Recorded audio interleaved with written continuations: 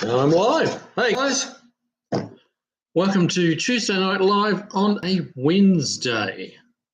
So I hope we didn't mess you guys up too much, but yeah, here I am, 24 hours later. So who we got in? Mexican Spec. Hey man, welcome on. I haven't seen you in here for a little while. So it's good to have you here, man. Chris Freemesser. Yeah, cool. What's been happening, guys? What's going on? Now, Mexican Spec, you've been selling a few cars down in, out of Mexico, I should say, not in Mexico, but out, selling them out. 69 Coronet 500, welcome along, brother. So, hands up who saw my couple of shorts I threw up today. Oh, Roy Miller, hey, welcome along. Thunderbird 68, hey. Good to have you here. Granddad's Junk, g'day, man.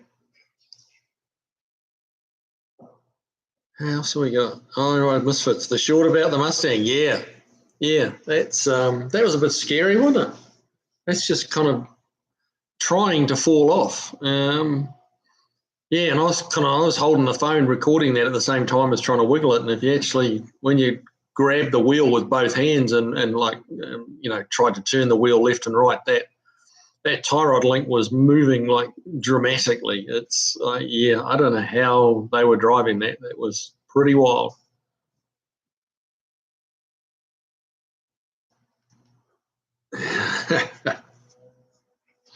No, he's not going to be right side up for a while, Chris. He's kind of stuck inverted down there in New Zealand like that. There's not much he can do about it. Now, okay, I'm getting the little logos beside Driveway of Misfits and Thunderbird, number 2. What's the hashtag? Number 1, number 2. What's that about? Huh, haven't seen those little icons before. Thunderbird 68, just took my Thunderbird for a rip and she flooded, so I walked home. Oh no, testing and tuning with fuel pressure. Ah, okay.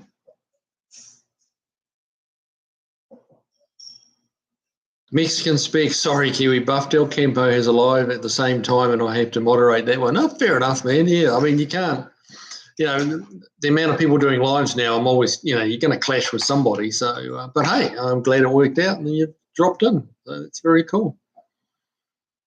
Driveway's Misfits, no idea what the icon is for. No, I'm not sure.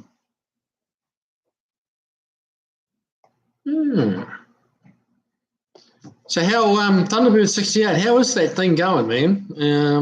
I see it pop up every now and again. And what kind of times have you had out of that thing so far? Like, what's your quickest run on that big old bird?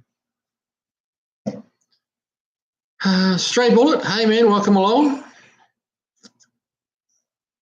J. Russell Finch, the ranking of super chats. Oh, okay. All right. Nah, Mexican Spec Kiwi, do you want that beautiful red Pacer yet?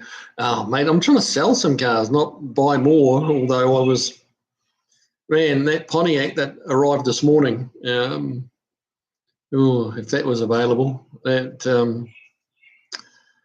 would need some serious, figuring out how to make that work. If that Pontiac was for sale, that's just a seriously gorgeous car. Now, Beagle Bob, hey, you're the one late tonight. Yeah, well, man, I tell you what, I'm running on Mrs. Kiwi's laptop, and I hit go live, and 10 seconds later, it was live. So we really have narrowed it down to it being my POS laptop is what's been giving me grief for the last 2 months or something. Always, having to reload 6 times to make it connect. So we got to the bottom of the project problem. I'm going to fire that laptop into Best Buys or somewhere, a Geek Squad or something, and see if they can't fix it. Stray Bullet 393. How come I don't have a crown? Probably the same reason I don't have a crown, mate. Yeah, maybe we're not worthy,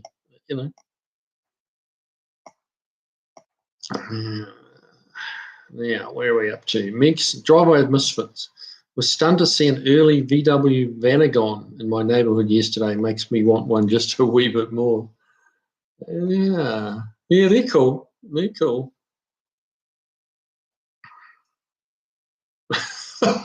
Granddad's junk still clinging on down here, out of control. Oh dear. Um, John Lennon, hey, welcome along, man. Oh, 69 Coronet. Yeah, that suspension on the Mustang was pretty wild. They've just recently purchased that, and yeah, I'm not really quite sure. He was a little not vague is not fair, but they've barely driven it, but they have had it a little while. The car looks like it's been sat for a couple of years when you look under it and you look in the engine bay. We'll get into a more detailed video later in the week or early next week. But I just threw it up on the rack today and saw that tie rod end, or not tie rod end, but the tie rod link, and thought, yeah, I'm going to throw that up on a short just cause,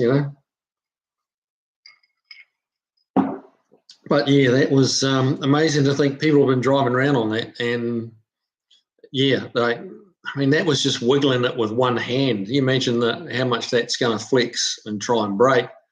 When you're hitting a pothole, you're driving into someone's driveway, like doing a hard left into someone's driveway, and that little thud that you get as you go down the gutter, that would have been just moving all over the place. It's just, yeah. That would have been one wheel steer as opposed to four wheel steer. So yeah.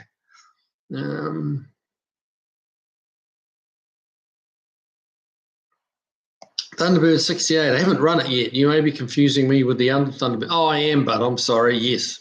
Yeah. Yeah, I'm thinking of Two Hacks Garage. Yeah. Sorry, man. Yeah. But hey, well, you have run it kind of, but just not on the drag strip. But you ran it, and it broke down. Dang it. That happens, mate. That's the hobby we've kind of chosen a little. Let's see. Hoping Thunderbird 68. Hoping to run it this summer, so I'm close. I think it will be 11-second car. Wow. Okay. That's if you can do an 11s, that's a fast old Thunderbird. Wow, that would be awesome.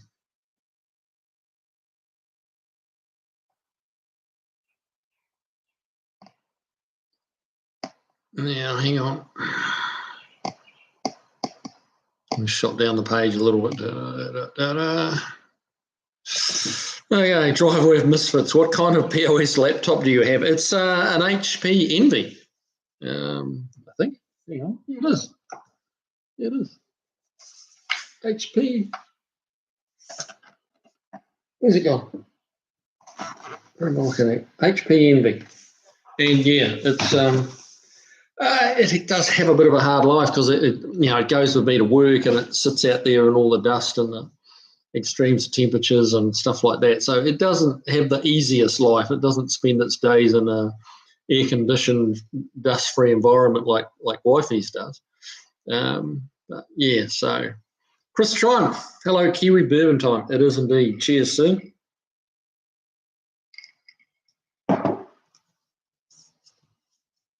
Charles Dalton, hi everyone. We can only hang on a few minutes tonight, but wanted to drop by. Glad I didn't miss this last night. Well, hey, yeah, I mean, a little bit is good. That's all good, man. Thanks for dropping in.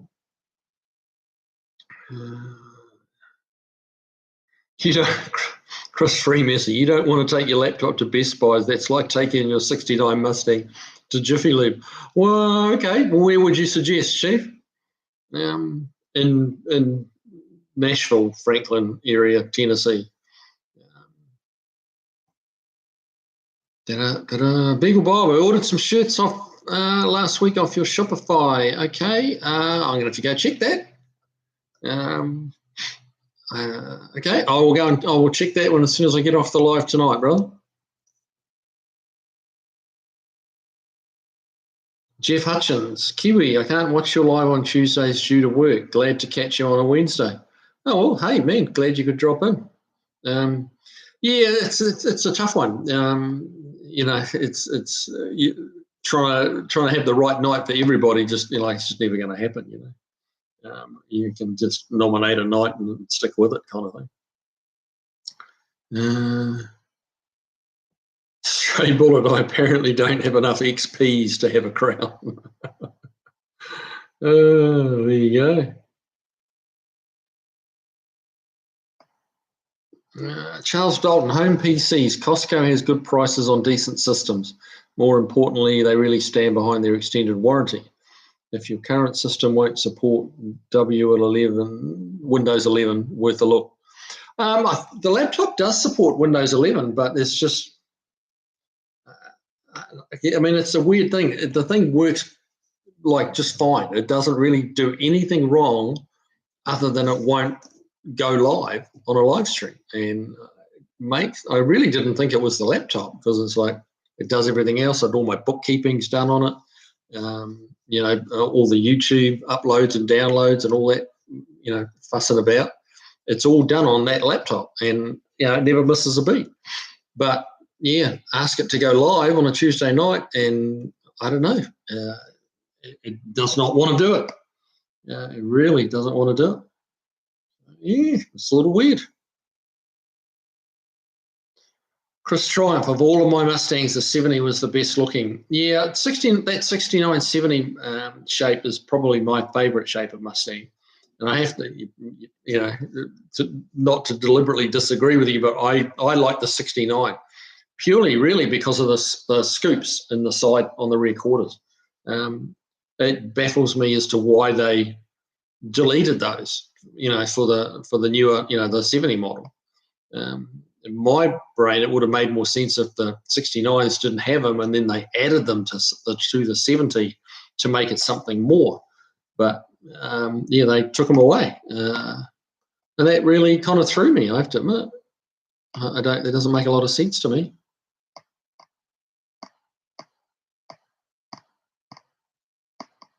Where are we? Here we go. Hang on. No, yeah. Granddad's junk, Jeff, it's not Wednesday, it's Thursday. Well, it is down under, yes. New Zealand is definitely Thursday. So, you're going to confuse people like that, but that may have been your intention. Time Mexican speak time is relevant. Stray bullet got a crown now, yeah.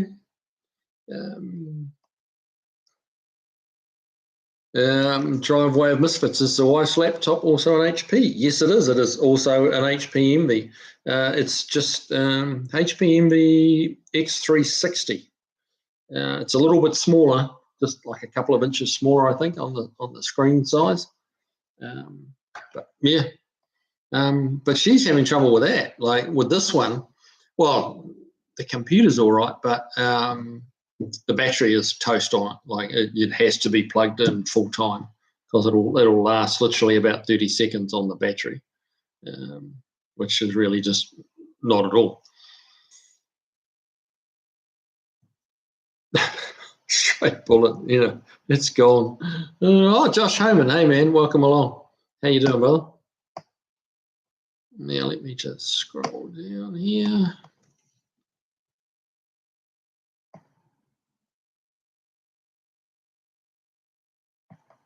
Straight bullet, I don't understand the crowns, I guess. I don't know whether that means that that's your ranking of how many comments you've made on this live so far. Yeah, I don't know. Like I hold my little cursor over it and it doesn't tell me anything. I don't know. But the numbers still seem to be bouncing around a little bit. 6th Street Garage, welcome along, man. Good to have you here. Andrew Button, if I had a Boss 429, I would take it to Jiffy Lube. Yeah, right. I'm going to call BS on that. I'm sorry, bud.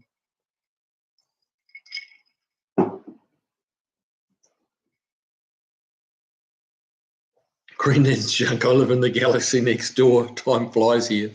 Yeah, well, you get to our age, Granddad, and it's it does start to fly a little bit quicker. Stray bullet. What was the first car to be imported to New Zealand, Kiwi? Wow, that's a good question, which I have not a clue. I have no idea when that would have even been. I'd have to Google that, guys, but I'm guessing somebody here will Google that for me and give us an answer to that. But that's an interesting question. John Oskowski, how are you, man? I'm doing well. What about you, bud? Thunderbird 68. Yeah, I often can't catch live streams, but I'm home this evening and waiting for my car to unflood. Oh, dear. Yeah, they take a few minutes to dry out, don't they?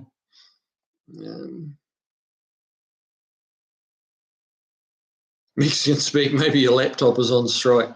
I don't know what it is. I don't know. It like I say, the only issue I have with it is connecting to a live stream, and that's it.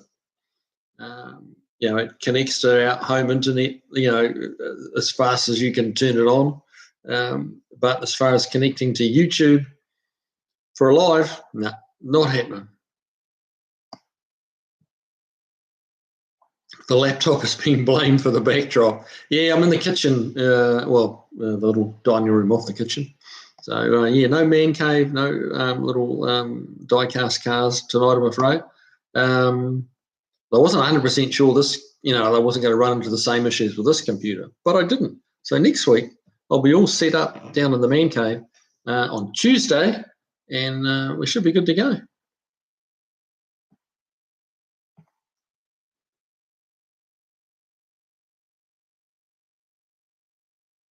Andrew Button, I like the 75 notchback. 75? That's the first of the Mustang 2s, isn't it? 75? Yeah, because we had the 70, maybe not the first, no. The 72, 73 was like the Mach 1. And then, 74.5, they went to the Mustang 2, didn't they? Andrew Button, it's the best. We like what we like, don't we? That's how it is. Driveway of Misfits. Try using a different web browser when starting up a live stream. That can make a big difference. Okay. I guess I could try that. Any suggestions? Or what, you think one's better than the other or just different?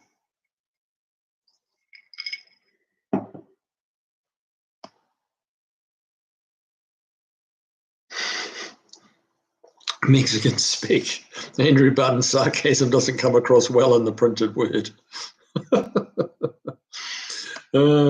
He might be deathly serious, man. John Oskowski, is 69 Mustang Fastback is my favourite as well. Yeah. It looks. Yeah, it's just got a very aggressive, muscular look to it, and it's.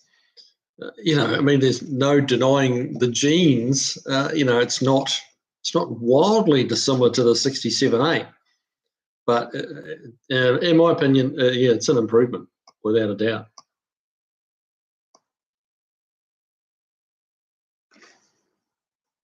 Yeah, we shot down the page again.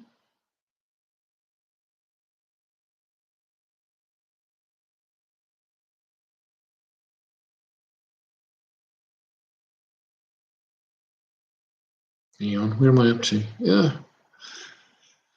There we go. Charles Dalton, good call on the browser or even clearing all the cache and history with the current one. I've actually tried clearing the cache and the history. It didn't make any difference. But yeah, the browser might be worth a try. Jeff Hutchins, Mexican Speak's favourite Mustang is the 78. Mexican Speak, honestly, I don't have a favourite. They've had a new 1994, 2005 that covered 35 years of Mustangs. Wow, that's crazy, isn't it? That's crazy. Beagle Bob, I found a good upholstery channel and it's got me wanting to try and do a set of my seats.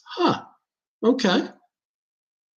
That's something, upholstery is something I've dabbled. I stitched a headlining for a car years ago, one of my own, just to kind of see if I could do it, and it worked pretty well. Put a stretchy velour type fabric, made a headliner out of that for my old 57 Buick, as it happens, and that worked out well. But yeah, that's a fairly simple piece of upholstery, really. It's just like half a dozen straight lines. You've got to stitch a loop, basically a seam across 5 or 6 times, for the bows, and there you go. Stray bullet. Without the Mustang 2, we wouldn't have had the Fox body. Well, this is true. It's all an evolution, isn't it? Chris Triumph, have you ever owned an AMC? I have not. That is a car I have not owned. Yeah, I would. Mexican Spec mentioned the Pacer before, and yeah, that is kind of tempting. Or even, what was the other little hatch that they had? The Gremlin. The Gremlin's pretty cool too.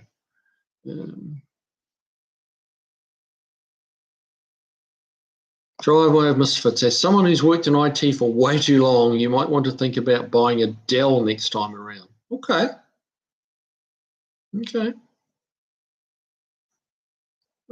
Andrew Button, I'm just giving Kiwi a laugh, Jiffy Lube.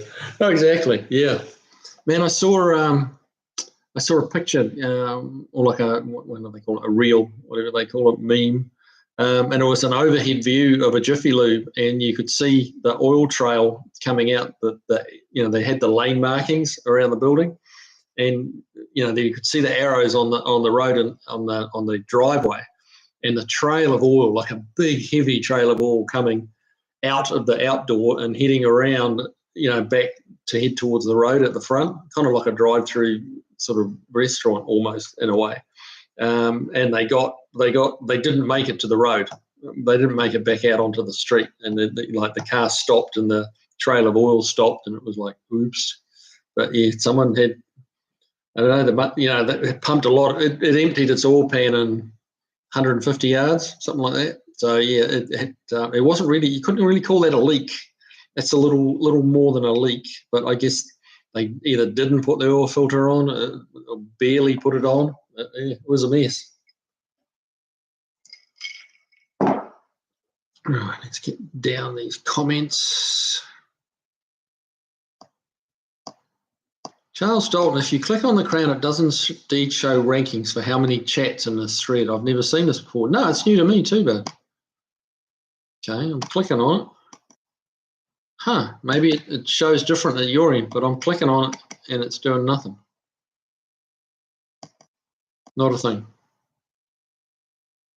It's the little 3 dots on the side. No, that's nothing. No one.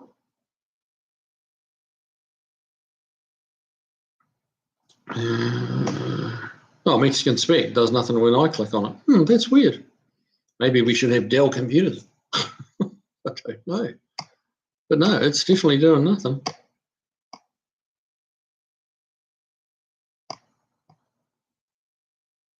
I clicked on another button there and it gives me the option to put people in timeout.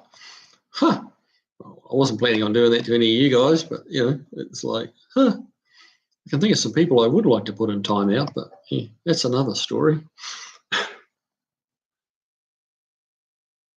Stray bullet, an 1895 Benz Velo.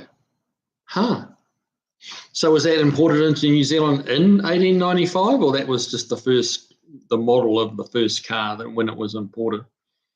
Was that that 1895 was a long time ago in New Zealand terms. I mean, the New Zealand was a very new country at that point.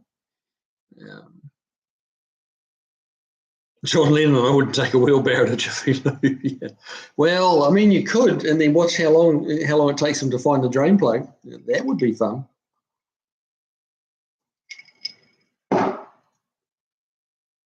69 Coronet, 60 next week. Well, happy birthday for next week, man. I'd be okay being 60 again. I wouldn't mind. That would be okay. But yeah, it certainly does seem to speed up. Mexican Spec. We have Midas here, but they don't do mufflers. Interesting.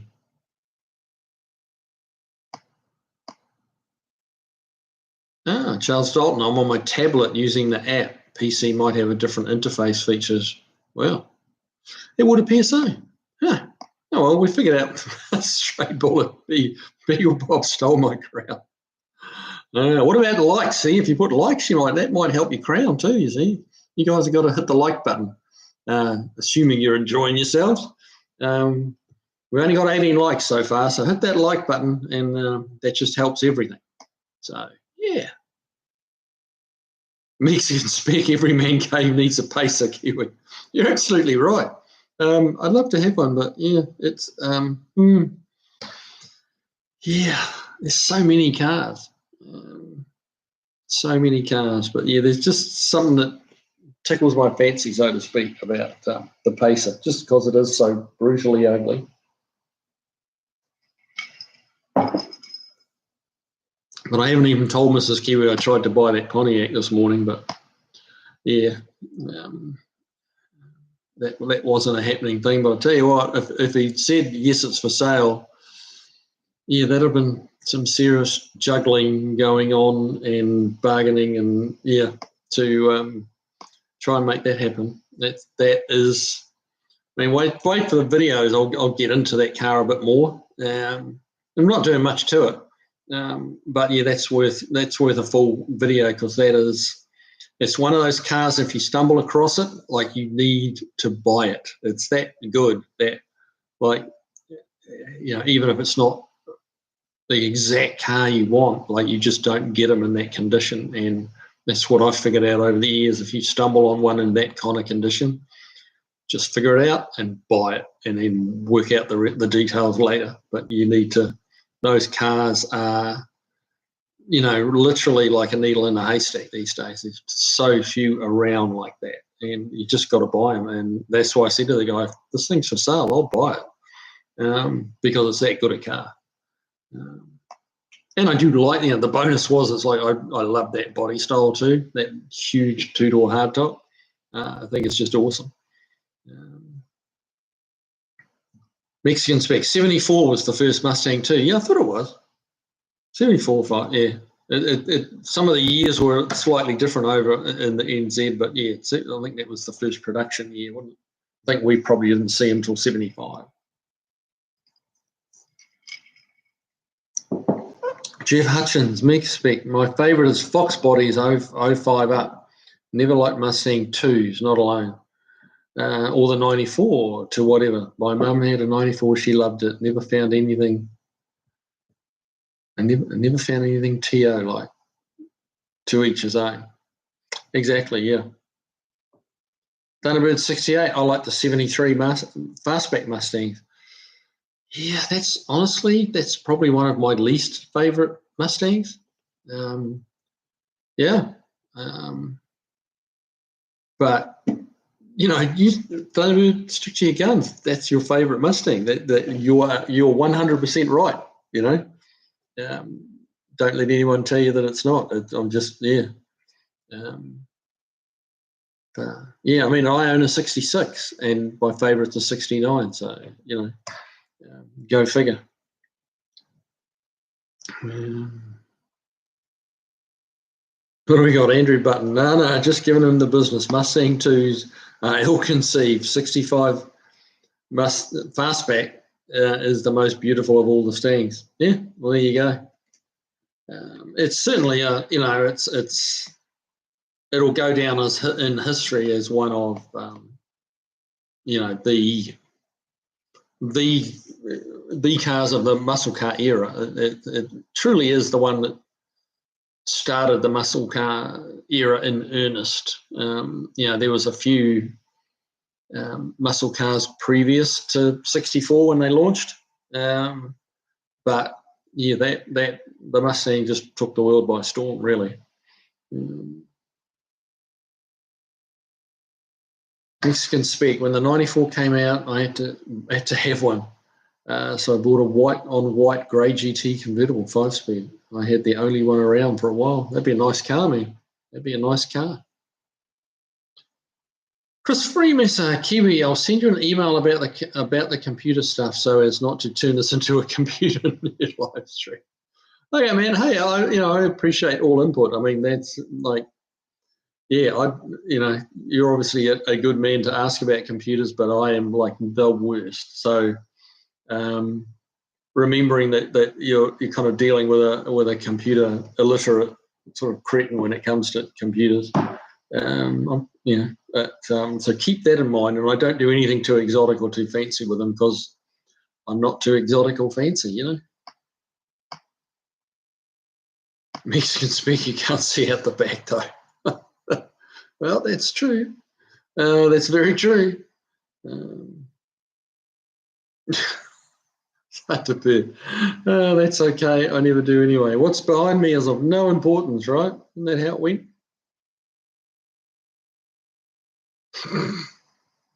Mexican speech, you have to know when the blue and red lights are behind you. You can usually tell even without a back window at all. You'll figure that out pretty quick, one way or another. Earl Brooks, hey, welcome along, man. I believe it's your birthday today. Happy birthday, bud. How's that little car collection of yours going? Haven't seen that Chevy or the Caddy come by yet. Mexican speed. Is there any other kind of engine? I agree with that, Mex. Absolutely, I do. Yep, the pushrod Fords were the best ones. Well, till they got to the Coyote. Coyote's a pretty good motor. Pretty good motor. Not without fault, but it's a pretty darn good motor. It just took them a while to get there, through the whole, 2-valve, 3-valve modular engines, and it took them a while to kind of get there, but they did, and now they've got a hell of a motor. Apart from the size, it's ridiculously big for a 5-litre, but hey. Valve flies in the house, clinging to the ceiling. Well, it's kind of what we've all come to expect that from your valve fly. Now, Jeff Hutchins. I might be able to live with a 94 V8 convertible, but not in the West. I could only use it 3 months a year. Nowhere to store it the other 9 months. Well, that's a problem, isn't it? Valve fly, hey, Mexican speaking all the ships at sea. Now here we go. Chris Freeman. So valve fly, how many Fords did you fix today? None, because they don't break down. Right? Is that right? That's right, isn't it, valve fly? Well, that Ford I wheeled into the shop today didn't break down. It didn't break down for me. It broke down for the owner. But, yeah, didn't break down on me. It hasn't run yet.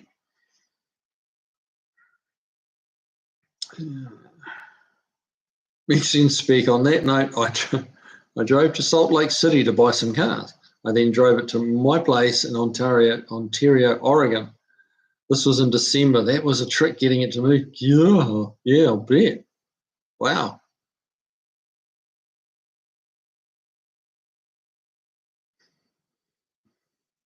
Jeff Hutchins would have to be a manual. Yep. Long live the 5-speed.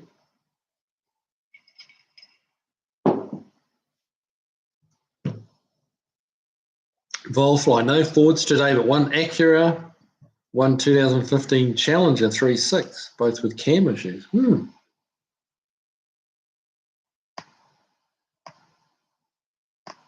Mexican speak. I was coming down through Utah from Oregon to Vegas. I got stopped by UHP, Utah Highway Patrol, in a Crown Vic. He came to my right window and looked at the interior of my Mustang. There you go.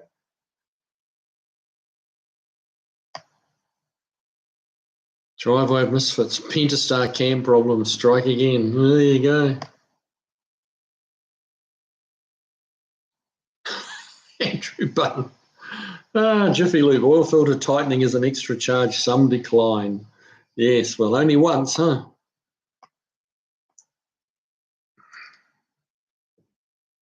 Oh, the cop, okay, Mexican speak. The cop said, I miss my Mustang. The passenger side airbag didn't allow them to use the 94 Mustang.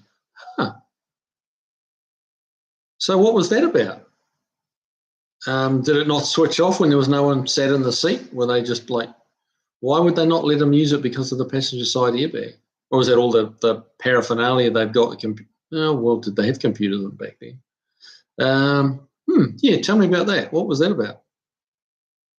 Oh, Mexican spec got me for 90 and a 55. Ouch. But that costs you a little bit of money.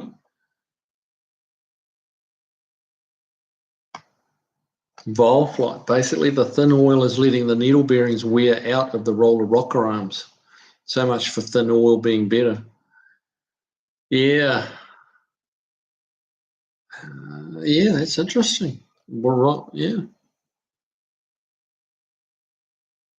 Yeah, well, they're using the thin oil for more reasons than it just being better. It's all to do with this EPA mandated stuff. They're just trying to make these engines do more than they really can.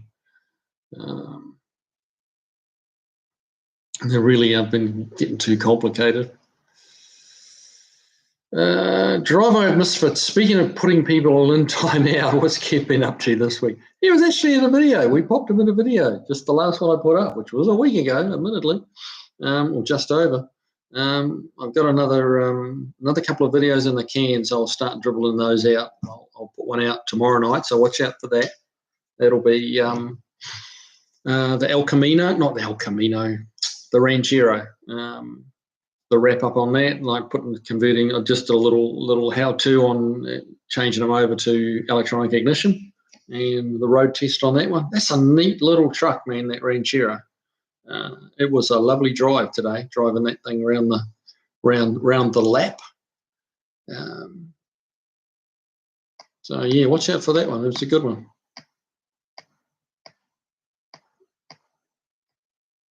Hang on, I shot too far down the page. There we go. Jeff Hutchins, Mexican spec. We talked about this before, but I was born in Ontario, Oregon. I'm on the west side now. Completely different climate over here. Washington and Oregon are totally different, east and west. Oh, really? Okay, is there a mountain range in there somewhere? Mexican spec. Who would have thought thinner oil would be better for an engine? Yeah, well, yeah. It would appear that it's really not better for an engine. I think they've kind of gone over that tipping point where they're actually going backwards because of it.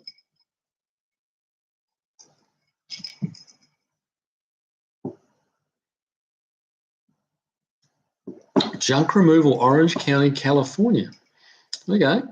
Good to have you here, man. I don't think I've seen your name in here before, so welcome along. C4 trains in my 70 fastback shifts hard from park to reverse and from park to drive. But when I'm driving, it seems to shift smoothly through the gears. Any thoughts? Well, it seems a little obvious, but like, what's your idle speed set at? Shifting from park to a drive or reverse gear, if you're pulling too many RPMs, that will certainly give it a hard engage as it drops into gear.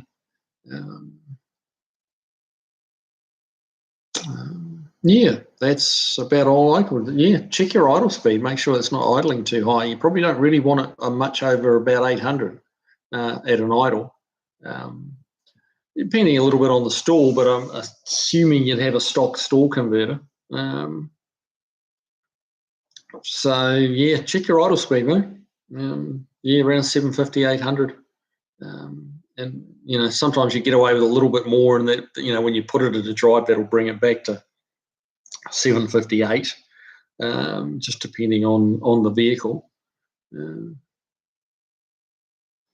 Varfly engineers with no experience with spray lubrication. Yeah, not many engineers today really do they? That's you're going back a few years there, bud. Okay, Jeff, Driveway of Misfits recently brought a car from Spokane, 40 years old, zero rust due to the arid climate. Okay, that's confusing to me. I would have thought it would be a bit wet up there. Spokane. Huh. I know there's a 59 Plymouth wagon sitting in a field in Spokane, or close to Spokane. If it wasn't so far away, I'd be very tempted to go and get it. Stray Bullet, I would think that was an 1895 or so. Okay, good to know.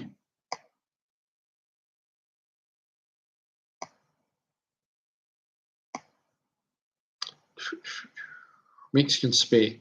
No, I've been on both sides. Drove a new Mustang with slick wide tyres. On the snow was a blast. I bet it was.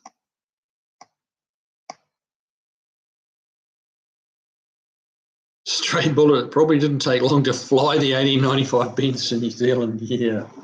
Yeah, that definitely didn't come in a plane, I'll tell you that much.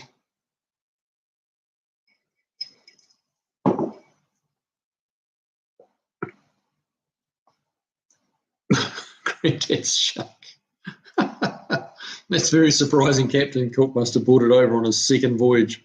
Yeah, when did old Captain Cook discover New Zealand? Not that he was really the first, but he's the sort of recognised, discoverer of New Zealand.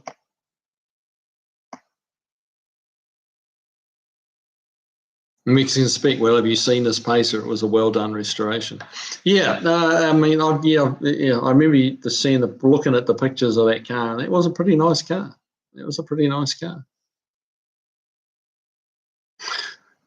69 Coronet. Farrah Fawcett made the Mustang 2 look good in a poster.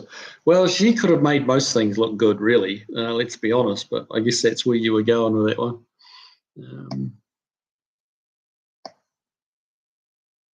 John Lennon, my favourite Mustang is my 67 notchback with a real high performance 289 with the correct Cobra intake and Le Mans Holly, which was the first centre float. Huh.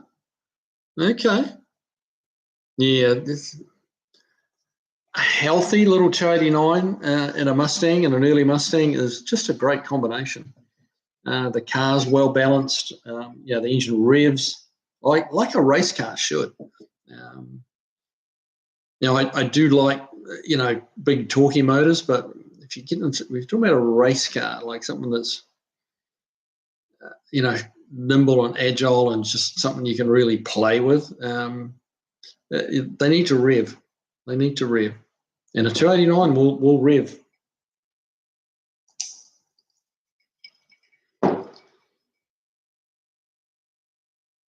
Yeah, where do we got?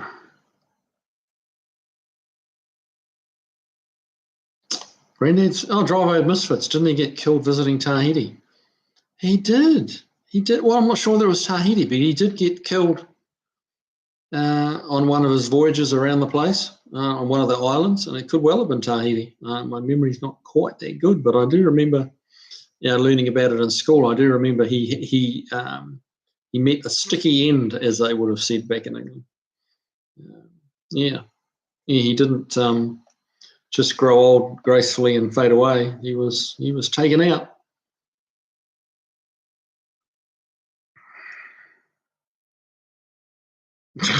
Mexican speak. Recently posted a 75 fastback. You have to supply your own Farrah.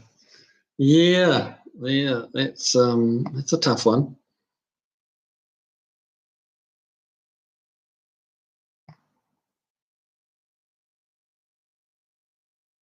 Jeff Hutchins, east side gets a lot more snow, but ours is wet and sloppy when we do get it. The cars don't rot too bad since we don't salt the roads. Water is one thing, salt is another. Yeah, water is not that bad, actually, unless it gets trapped. But the salt is just terrible. It is so corrosive.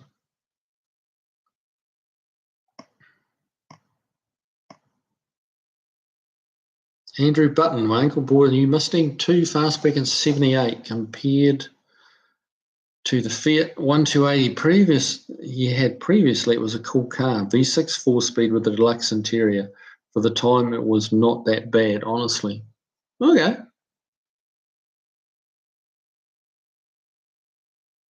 Fiat 128. Yeah.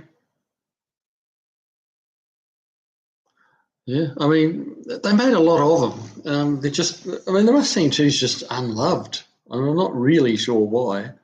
I know it's not the prettiest car, but it wasn't a terrible car. I didn't think. I guess they just lost their way as far as it being a muscle car. But as just a car, it really, it was just another car.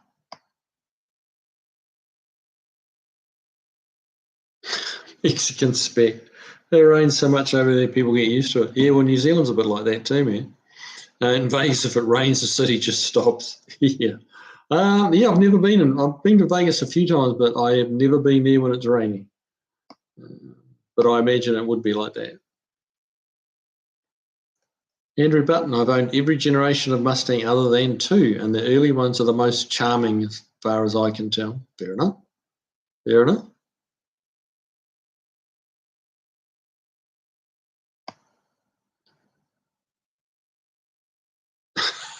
Eagle Bob, I wonder if pouring a drink would move me up the Crown leaderboard. The Crown Royal leaderboard? I'm sure it would.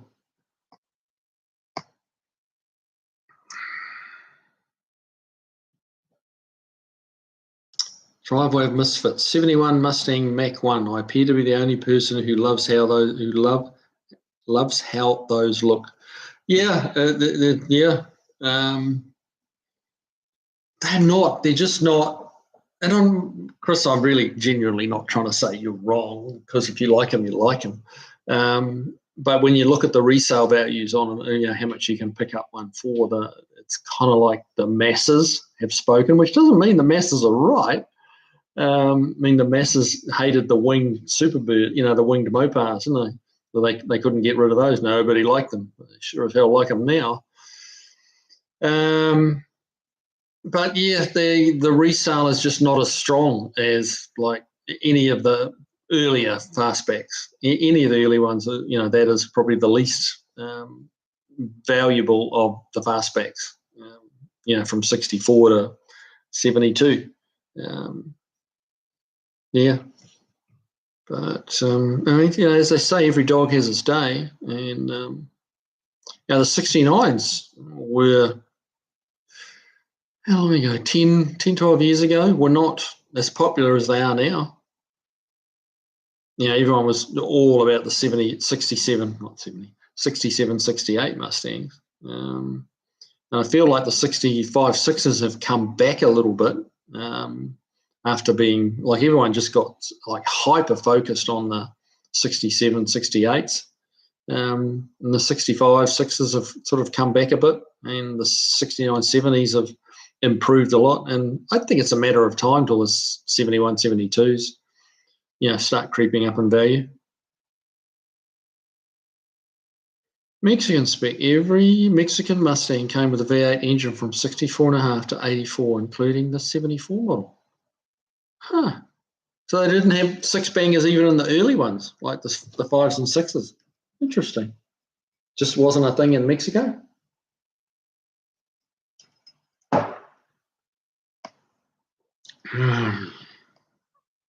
There we go. Shot down the page again. Yeah, lovely. Yeah, let me scroll up, fellas.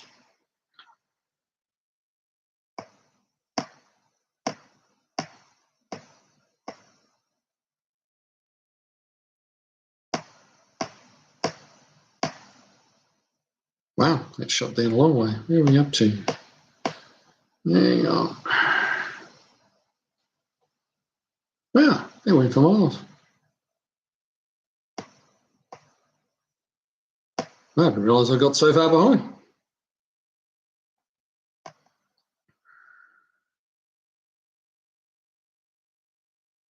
Hang on, fellas.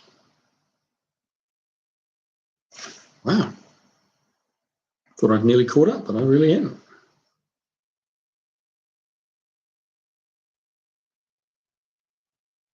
There we go, we caught up.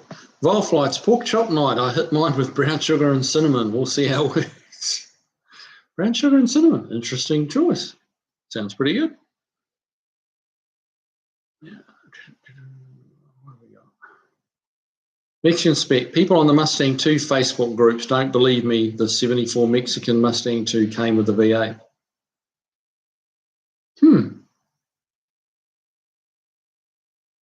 Well, I mean, I'd believe you, mate. I know you know your stuff, and you know the locale, So yeah.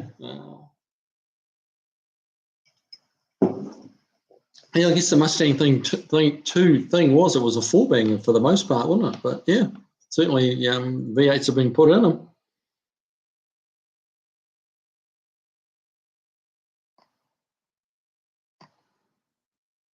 Now, let's see.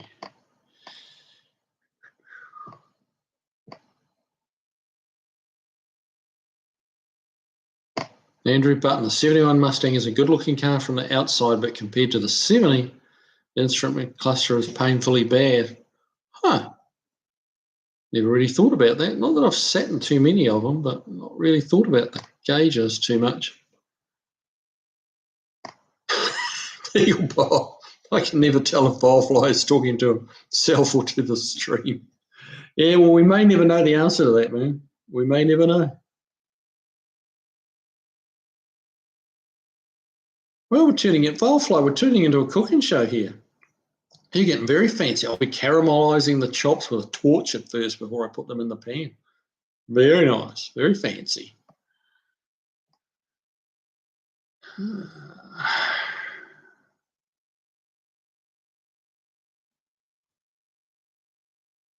Uncle Mark's DIY automotive fix-it channel. That's a mouthful, isn't it?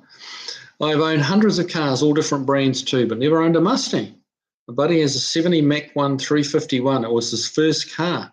He bought it used in about 78. Still has it. Well, that's awesome. Good for him. Good for him. Probably a fairly nice car, I imagine, with one owner for that long. Good for him. Hopefully he doesn't sell it.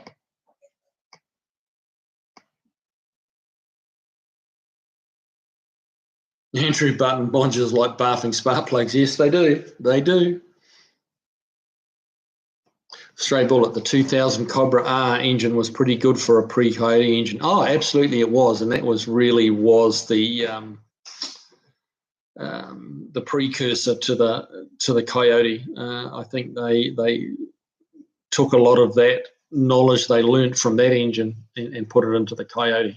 That was a little screamer of an engine. It was a great engine. Unfortunately, just a little scarce and consequently pretty hard for parts.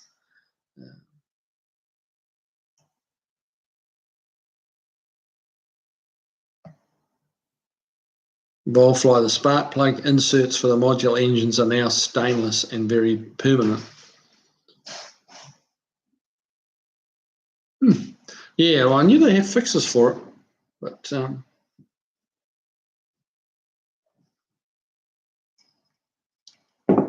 Mrs. Kiwi's here sneaking around off to my left, going for the bubbles. She's having a little sip of champagne tonight.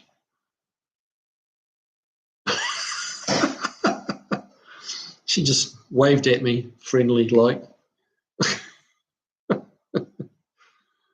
Hey, I'm drinking bourbon. They're not going to think that you're any more of a lush than I am.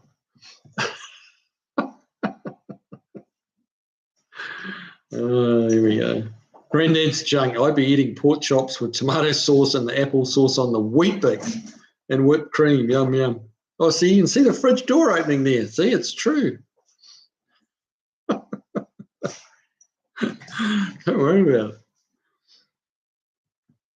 Pop's Mustang shop. My dad started me on Mustang when I was in high school. He found a used 70 Mustang fastback, and I worked a job to pay the note and insurance. Loved Mustangs ever since. That'll do it for you, man. That'll do it. Those formative years. You didn't have much chance. It would be interesting to go back in time and have him get you a Camaro and see where you would have been, had he got a Camaro instead of a Mustang.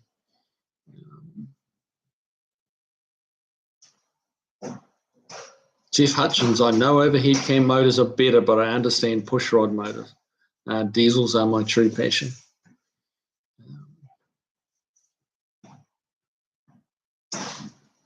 Yeah, I think diesel motors are awesome. I just don't particularly like working on them. They're so dirty. You get black working on diesels, and I'm not. When I had my diesel Dodge, I would send that out to get worked on. I didn't work on it myself. I just didn't want to. But that's just me. Butterfly tomato sauce on pork chops. Yeah, well, that's a Kiwi thing, man. That is a Kiwi thing. Tomato sauce on everything. Well, almost. Mexican spec. They had to put the computer in front of the airbag in the 94 Mustang. Okay, that would have been bit have been bad if they hit something. I'm going to guess there was little room for all the equipment. Right.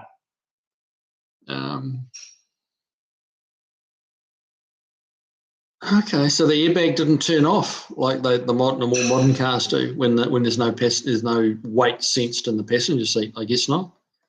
Chris Triumph, okay, who farted? That's an interesting question. What's that about?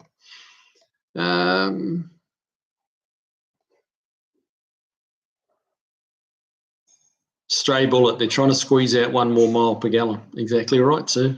Exactly right. And they don't necessarily. They're not that worried about it. It's the EPA that's forcing their hand. They're not. 1 more mile per gallon does not sell the car.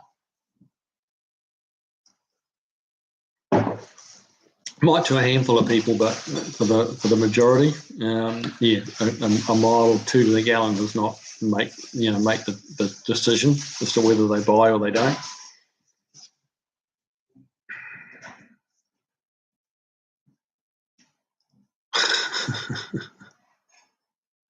Jeff Hutchins, Jiffy Lube changes filters? ? In undercover videos, they just wipe them off. Really? Wow. They've been caught doing that? That's pretty bad. It's very bad. Wow. Chris Freeman, Engineering Explained recently posted a really good video about the engine oil how the engine oil gets specified and why the GM L87 problem happened. Okay. Granddad's junk, chuck some morays into the thin oil, it makes it sticky and adds protection. Yeah, the only trouble with that, with all this, with the lifters that they run these days, with the MDS, the multi-displacement systems that they have, if you run anything remotely like a thick oil, the lifters, it slows the lifters down and they can't change in and out and stop working and start working and doing all the things that they have to do in the milliseconds that they have to do it in. And you put thicker oil in it and they just won't work and the thing will throw a code. The computer will know that the valves aren't disengaging and re-engaging at the right times, and it will throw a code with the wrong oil in it. So morays is some good shit, but not in a modern car. It's really not. It's my understanding anyway. That's really not an option. Laurel Flynn, he ate something Mexican.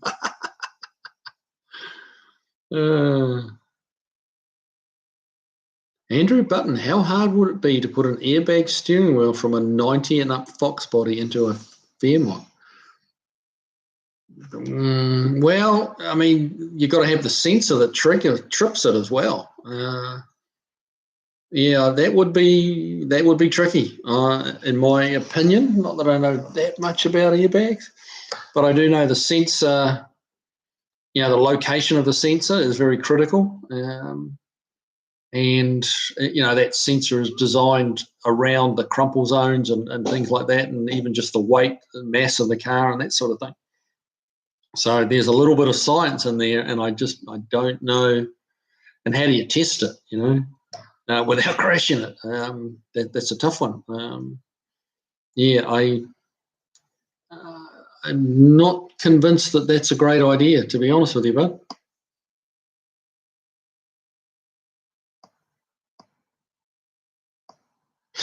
Mexican speak. You smelt it, dealt it. Nice. EJ, g'day from New Zealand. Or hey, welcome along, man. Good to have you here. Another Kiwi in the room. It's all very good. So what's happening over in New Zealand on Thursday morning, which is the time over there right now as we speak?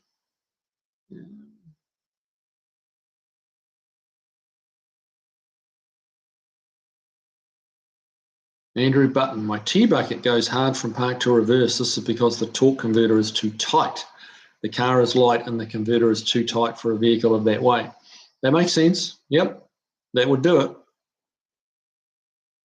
So when you say too tight, that's effectively a fairly too low a stall. It's biting too quick or too tight. Yeah, a high stall torque converter would probably eliminate that, right?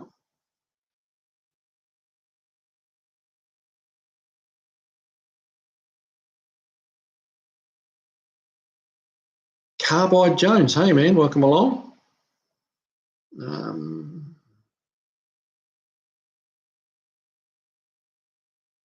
California, missing or broken low and reverse anti-clunk spring. Okay, well, there you go. Yeah, that could well be a thing.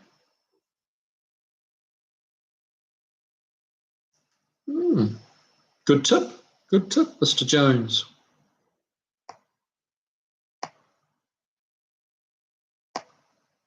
Chris Triumph, bourbon time. It is bourbon o'clock. Exactly bourbon o'clock.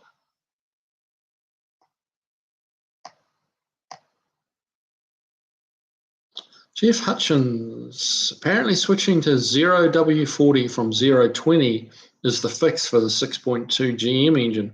Trying to get 1 mile per gallon really screwed them. Yeah. Yep.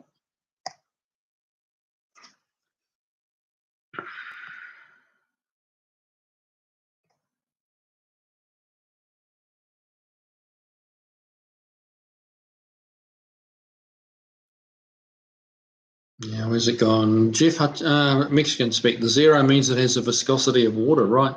Yeah, I think that's right. Yeah.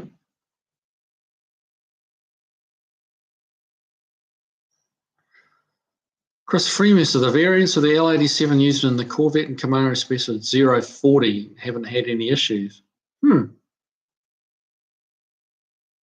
Okay. Wonder why that is. There's a lot going on with some of these. Chevy's having some issues, man. I know that. Mexican speak. The 289 and the Mexican Maverick is pretty good too, 70 to 73. Yeah, I bet it is.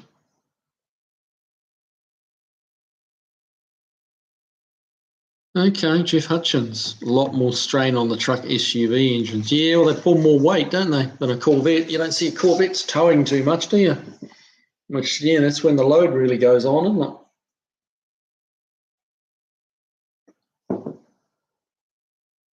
I'm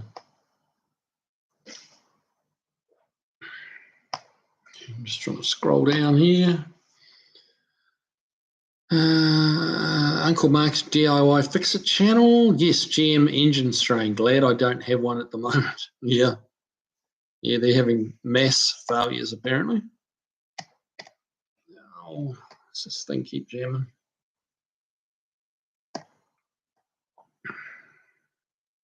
Stray bullet, a fitting in for any colonial captain, I guess. Oh, well. Shot too far down the page again.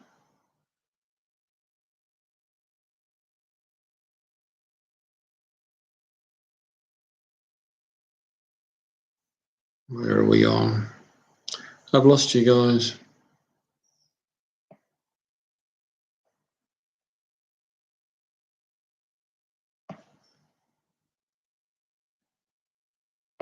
There we go. Andrew Button, the Maverick should have had the 351 4-barrel engine standard. Then it would have been a lot better car. That would have been a little flyer, wouldn't it? Chris Freemason, 020 required very tight crank cam tolerances, and they weren't finished to spec, so they started failing. Okay. Jeff Hutchins, Kiwi, what's the difference between a 289 and 302? I'm not a gas Ford guy, just diesels. I always assumed they were pretty close to the same thing. Very, very close to the same thing. Just a little bit. 302 was, what was it? Trying to remember now. Haven't even thought about that for such a long time. 302 was a little bit bigger bore, I think it was. Bigger bore. Well, there's my guess. It's bigger bore or longer stroke. And I honestly can't remember which one it is. It's gone. Too many bourbons. But yeah, essentially the same engine. You can put a 302 crank in a 289 block, and you can put a 331 stroker crank in a 289 block. Yeah, they're pretty essentially the same engine until you get to the roller motor, the roller 302. Then obviously that's quite different because of the cam followers and all that sort of stuff. But the pre-roller 302s are really just a slightly bigger 289. Really very little difference.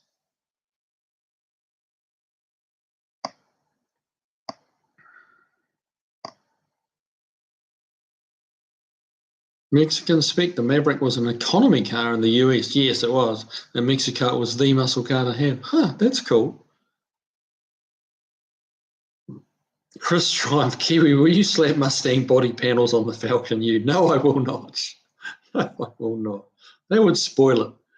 I wouldn't mind making a Ute out of a Mustang, though. I think that'd be a fun little brand. I actually saw a picture of one, like a 69 Mustang that had been converted into a Ute, and it actually looked pretty good.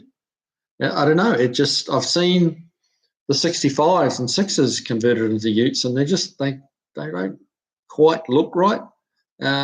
But the 69 looked killer in a Ute. It really did.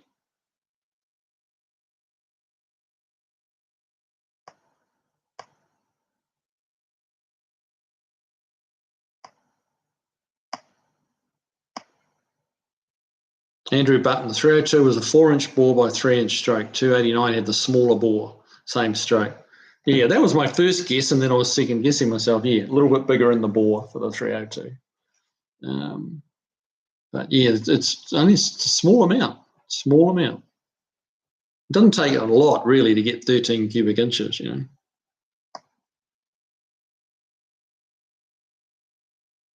Driveway of Misfits. You like what you like, and I appear to like the Misfits. There you go. Yeah, I like the oddball cars too. I really do.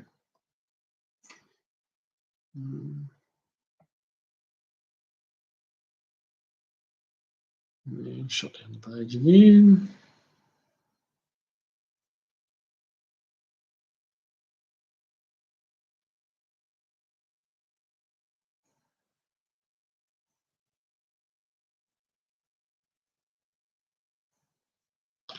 Where do we go?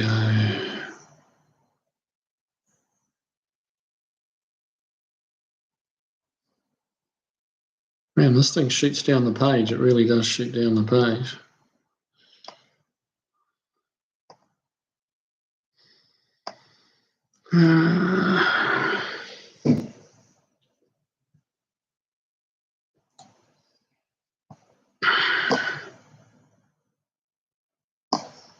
Right, what do we got? Jeff Hutchins had a 75 Maverick 250 straight 6 C4. It was indestructible until it got 0.85 fibre.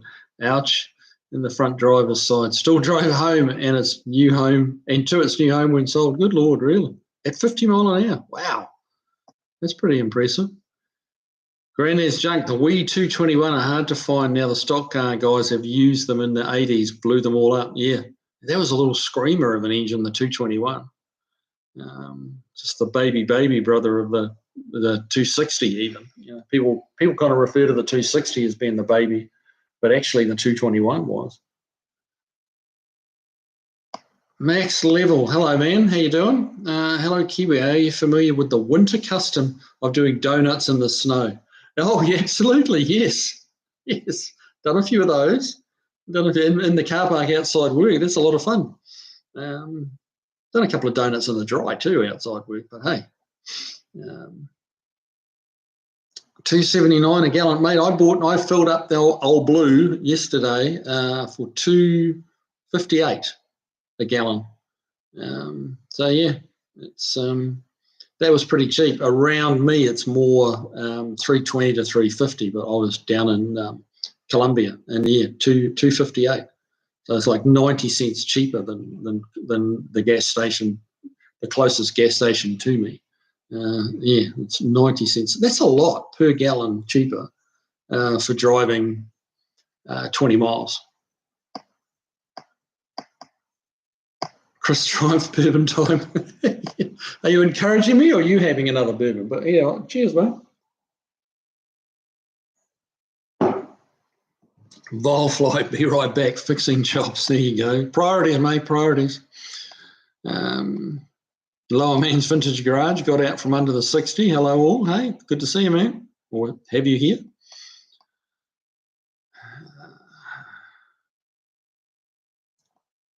Mexican spec. In the US in 74 Kiwi, they didn't put a V8 in the Mustang 2. They said there wasn't enough room. We can tell them there was. There's always enough room for a V8. Yeah, you just got to try. You got to be. what they're really saying is it's not easy or not practical. But hey, hot rodders and practicality don't, not usually in the same sentence. So, but no, good on the, good on. Excuse me. Good on the Mexicans for showing them how to do it. I'll bet they took note. I bet they had got their hands on one and had a close, long, hard look at it.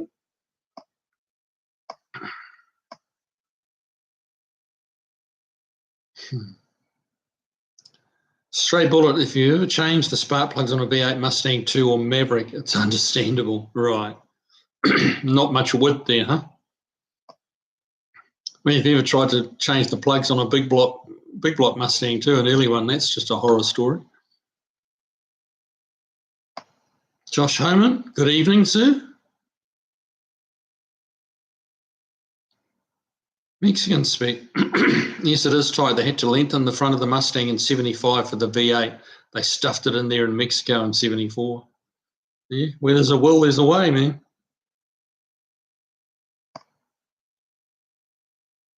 Andrew Button, nothing in the world sounds better than a wound-up Detroit two-stroke diesel.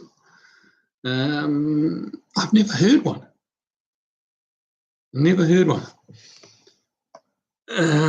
Jeff Hutchins, there we go.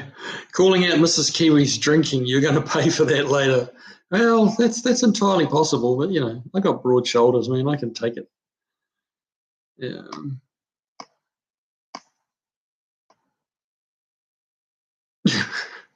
Chris, if you put tomato sauce on your tomato sauce. Well, it depends. It's kind of, we intermingle brands at times, So it's not out of the question.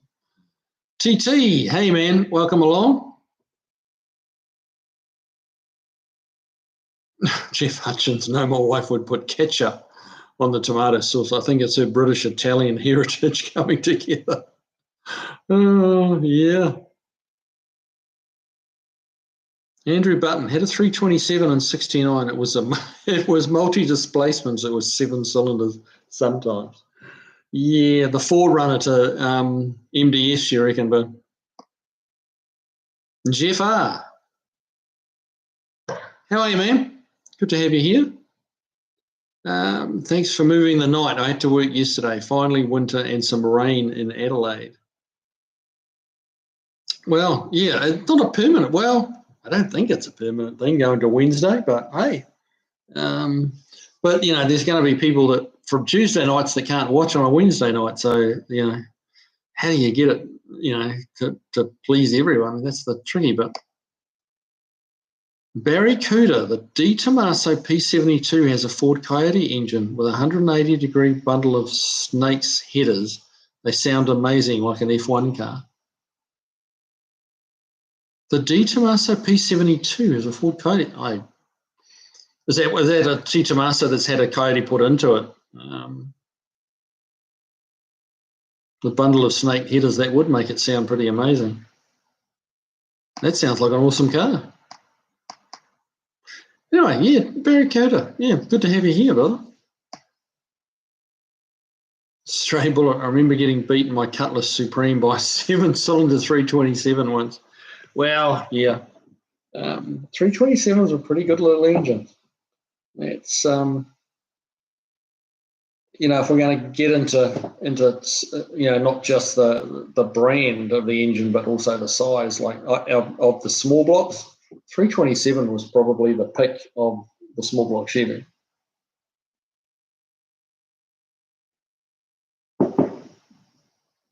They scream, they're little screamers, compared to a 350. 350 is a stupendous engine. They made a billion of them and they just will go and go and go. Fantastic engine, but the 327 was a little screamer. It was a really happy engine. The bore and stroke and rod ratios and all that stuff were just nuts on. And they just scream. They love to rev. They overperform. Awesome little engine. The Lower Man's Vintage Garage. So the wife's Audi had a battery failure. We had to jump it with a battery. Oh, all kinds of stuff failed. Oh dear. That sounds expensive, brother. Sounds expensive. EJ, she's the day after the first NRL State of Origin, and it's getting very wintry over here. Mate, I miss those State of Origin games. They were just, yeah, it's an Australian thing. That State of Origin is uniquely Australian, and you kind of had to. I didn't actually appreciate it. I spent about 12 months living in Australia, in Sydney, and it wasn't until then that I realised just what, we would see those games on TV in New Zealand, but it was hard to appreciate. It was just, you just didn't realise how much the Australian people get behind those games. It's like a 3-game series of the Super Bowl, but with always the same two sides playing. So it was. I remember when I was living there, the week or even 2 weeks before those games, like that's just everything. It's all anyone was talking about was, what their thoughts were on, the State of Origin games. It was just awesome. Stray bullet. I think my mechanical advance on my HEI gummed up. Well, it can do. It does happen.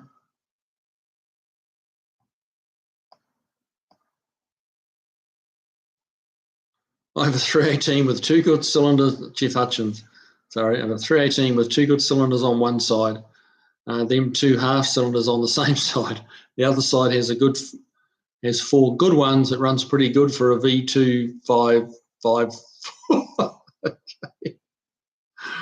Just get the RPMs up. The half ones will catch up. They don't have time to lose the compression. That's how Marge was.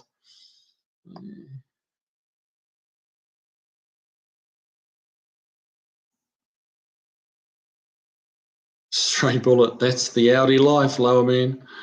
Yeah, it's just a battery. You can't blame the Audi for the battery, unless they're Audi batteries, but I don't think they are.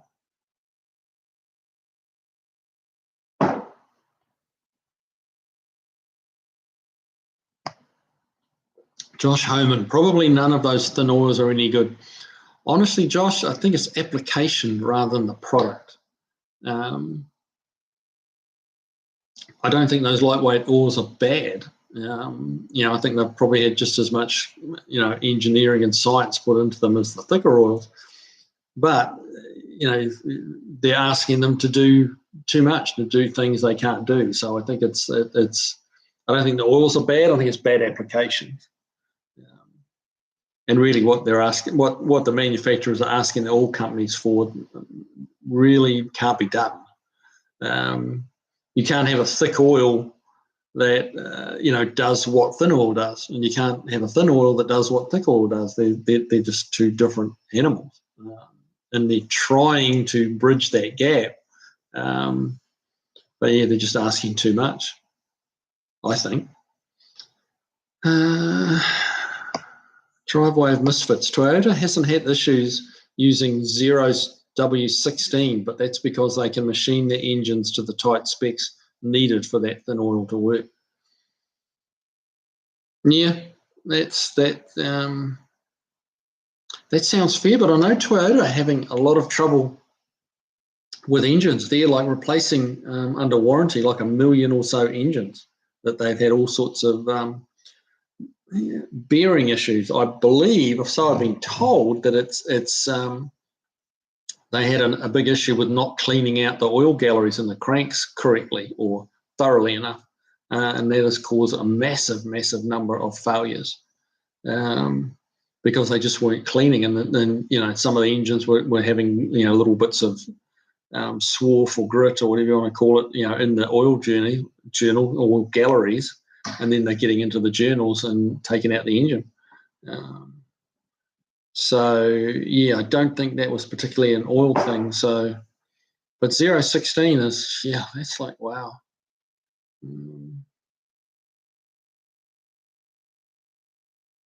Mexican spec. We were taught in auto shop having water in the crankcase was bad. Now you pay for it at the store to put in your engine. I see what you mean. I had to think a minute then. I'm thinking, what water do you put? You mean oil as thin as water? Yeah, it's the reason they're going that thin is the wrong reasons. It's the wrong reasons. We're going down a wrong road, in my opinion.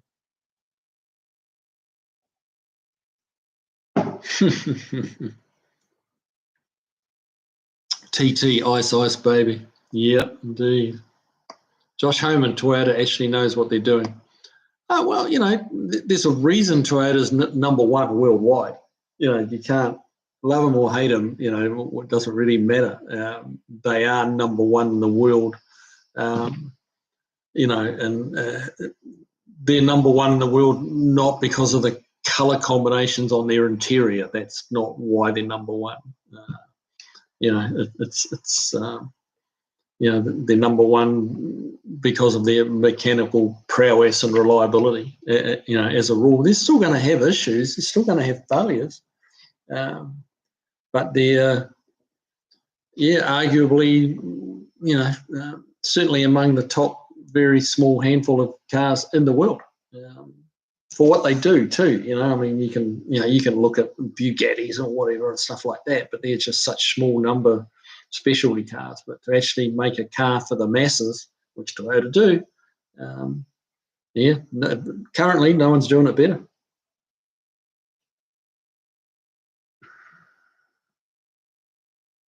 Steve Osgood, someone say bourbon. They did. Mine's getting low, actually. I don't think I'm going to make it for another 40 minutes. Good Lord.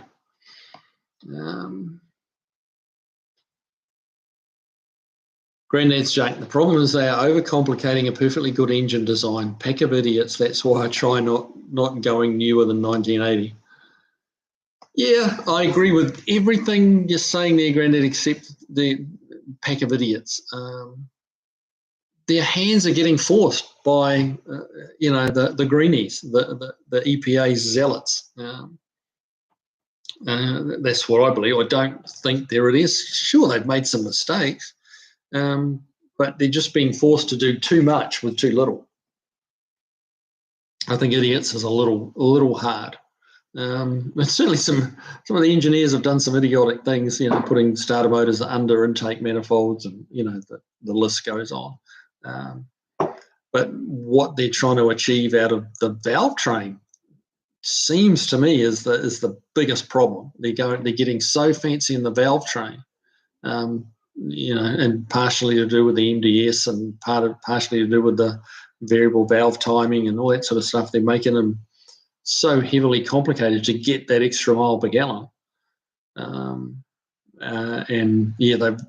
They've reached critical mass, really, in that, whatever they're doing now is just turning straight into a problem.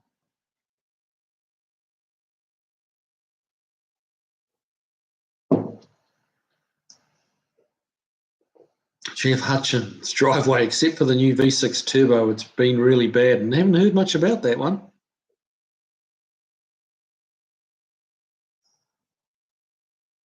Stray bullet, the difference between a 302 and a 289 is 14 inches. How do you figure? It's 13. Or are we adding decimal points in there? 289 point something and versus 302 point something. But 289 from 302, and when I did maths at school, which was a freaking long time ago, was 13. So hey, stray bullet, yeah, 13 cubic inches. Yeah, okay.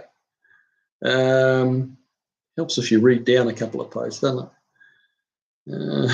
Mexican speak, I count 13. You've been called out on that one, brother. Yeah. Here we go.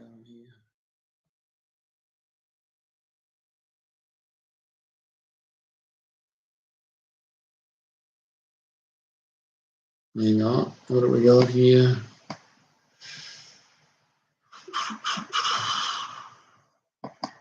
I've lost my place. Okay, I'm just going to skip down. So sorry if I missed something because I'm getting too far behind. Beagle Bob, the 4.62 valve recommended 5W20 and was as reliable as anything motor, probably because they were not squeezing every horsepower that they could. Well, there's yin and yang, isn't there? There's a price to be paid for whatever it is. Yeah. Driveway of Misfits, Heck Toyota uses 0W8 oil now in the Camry. Good Lord. 0.8, really? Mexican spec. So what would happen if I use 2050 in a Camry? Well, it'll throw a code. That's how it's been explained to me. It'll throw a code that the valve train will not behave in the way it's meant to, in the speed that it's meant to, and it will throw a code. Yeah. Driveway of Misfits. That's good. That's helpful advice, Chris. Try it and find out. Don't have a Camry.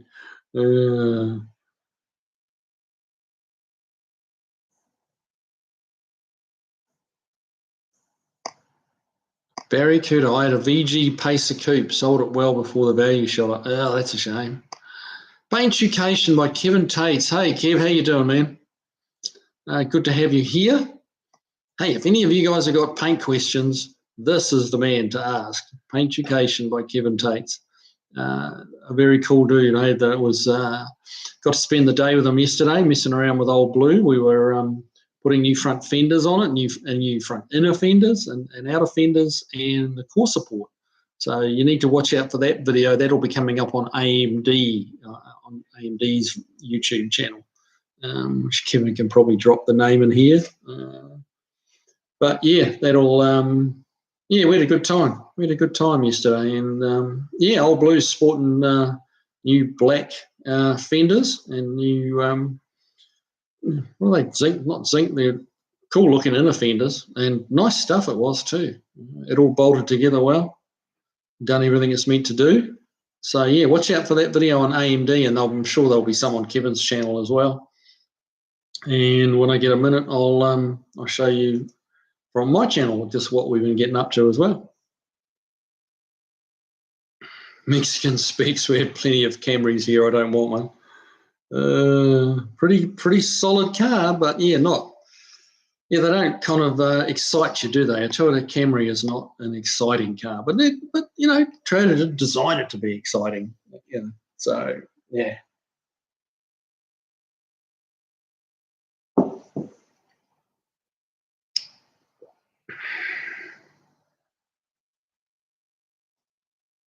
All right.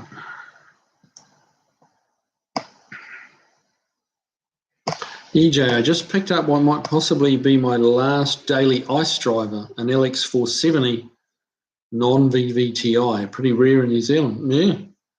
Last driver was a 90 series Prado, the 100 series Land Cruisers, LX's peak Toyota. Huh. Well, your last daily ice driver. Well, there you go. You're not going to go electric, are you? All right, Beagle Bob, my bottle of Four Roses was running low, so I just had to pour a double instead of risking having less than one to put back in the cabinet. Good, solid thinking. I like the way you processed that problem. It was very good. Barracuda, there's a YouTube video of a couple of those G Tomazos on a mountain road in Italy. They sound amazing. I'll bet they do. Jeff Hutchins, yep, most of these problems are CAFE and emissions compliance. Diesels have been hit really bad on longevity, carbon soot clogging everything up to the point of destruction. Yeah. Well, that Ram that I had, and that was a 2008, so not a young car by today's standards, really. But the biggest issue the biggest is right. The consistent issue that truck had was to do with emissions. It was always something. The EGR valve was sooted up and not working, and just a list of things. And it was nearly always about the only problem that wasn't pollution connected was the blower motor packed up, on the heater. That was about it. Everything else was emissions bullshit. that it didn't need, made it get less to the gallon. And if a vehicle's getting less to the gallon than the older, simpler engines, you got to wonder, well, are they really winning? Like, are they really helping the environment? If the emissions are cleaner, but there's more of them, like, where's the break-even point? Where are you actually on an uphill, gain, advancing the cause, as it were? Paintucation, Kevin, Old Blue will be in the AMD garage channel. So check that out, guys. I'm not quite sure when it'll be on. We only filmed it yesterday. So it'll be, I'm sure it'll be a few weeks before that hits the airwaves. But look out for that. You'll see me kind of lurking in the background, swinging a wrench and throwing the odd smart-ass comment Kevin's way. But yeah, so yeah, that should be a good one to watch.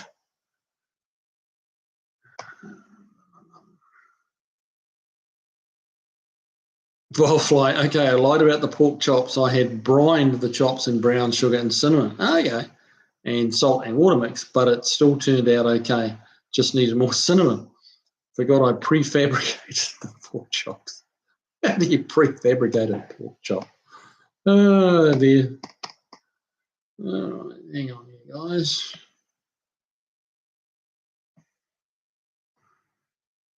Chris Triumph, I used 90 weight to stop a knock at work, no knock because the engine only ran for a few minutes. Yeah, the old engines, you could do that. You could put a thick oil in and it just, it didn't matter. But yeah, the modern engines, no. EJ, no way. I think the Cruiser will last me till I'm either dead or bankrupt from the fuel prices. Well, at least you're not going electric, mate. I breathe a sigh of relief there. I wouldn't want any of you guys to have to suffer through an electric car. Yeah. Right. What else have we got here? Driveway of misfits. In my humble opinion, it's another example of theory versus reality. In theory, you can get an ice down to X amount of pollution. In reality, the effort needed to get there exceeds the laws of diminishing returns.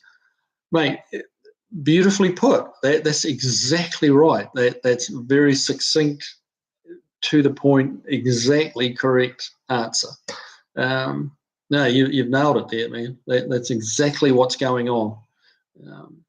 The law of diminishing returns. But unfortunately, the greenies don't necessarily.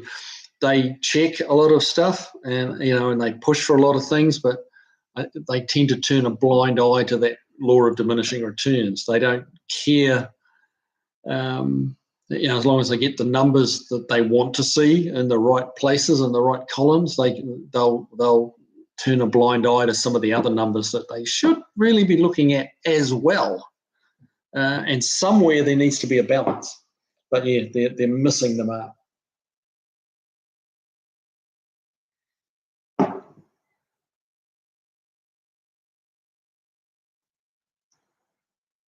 Granddad's junk. It's funny, you don't see greenies getting around on push bikes. Just a thought. Pack of idiots. Yeah. Well, New Zealand has it's very green, and New Zealand's had a reputation for that, and it was very proud of that for many, many decades. New Zealand was clean and green and clean, and it was a great place to live. But the Greenies, the Green Party, there's a green political party.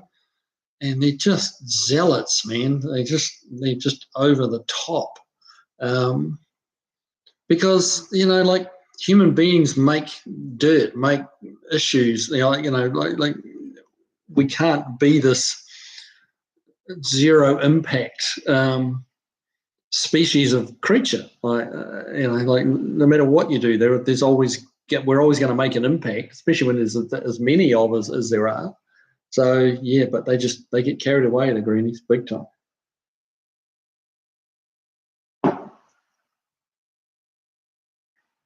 Oh, here we go. Mexican spec. Oh, where's he going? He shot up the page. There we go. Mexican spec. Driveway of misfits. You think Kiwi should get a two-door Camry? All from me to promote his business. There is a really nice 85 model here. It looks like a two-wheel drive Bronco. It does. A two carry. Sorry, a carry. I'm not. Helps if you read. Like might have to clean the glasses a bit. I thought it said Camry because we've been talking about Camrys, but it's a carry, two-door carry. Carry-all from me to promote his business is a really. I've seen the pictures of that Mexican Speak. That's a neat vehicle. It really is. Yeah, and it does look like a two-wheel drive Bronco, just bigger. Yeah, I've got enough on my hands with Old Blue. I'll be honest with you, because the next thing we got coming up on Old Blue, and combined in with Kevin Patrication and the AMD garages, we're doing the short bed conversion on it. So I'll be getting out the big cutters and cutting the chassis down, and we'll be me and Kevin are going to put together a bed using all AMD sheet metal to build a brand spanking new short bed. Like every nut and bolt, everything on it is going to be brand new, to go on the back of Old Blue, and then Old Blue will be Old Blue Shorty something. So I got enough happening with that. But that carrier was a pretty neat thing. If there was a couple around here, or not here, when I say here, I mean like stateside more. They get a lot of love. If you rocked up to a car show here in one of those, that carry-all, it would get a lot of attention without a doubt. You just don't see them.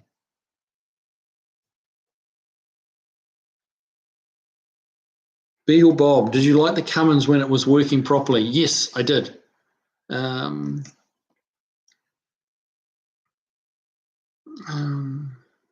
on, shot down the page.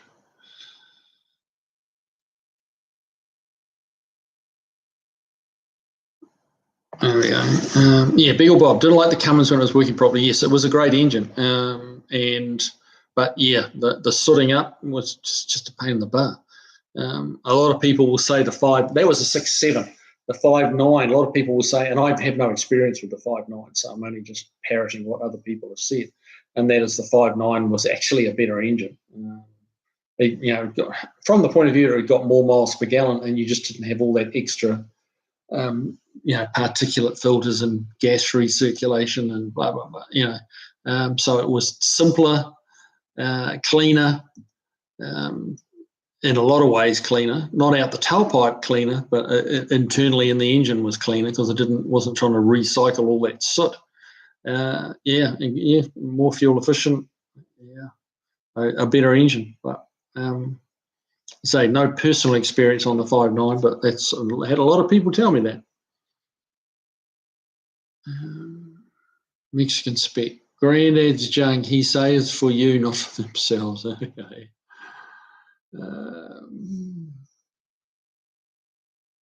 Driveway of Misfits, Mexican Spec. He seems to have an awfully cool Ford pickup truck to promote his business. Of course, if you want to donate a carry-all to him, that's a whole other thing. Yes, it's not a bad idea, Mr. Freemasser. Not a bad idea at all, but I really don't think Mexican Spec's in the business of donating valuable vehicles to people. But I mean, if you want it, Mexican, you're most welcome. I'll take it.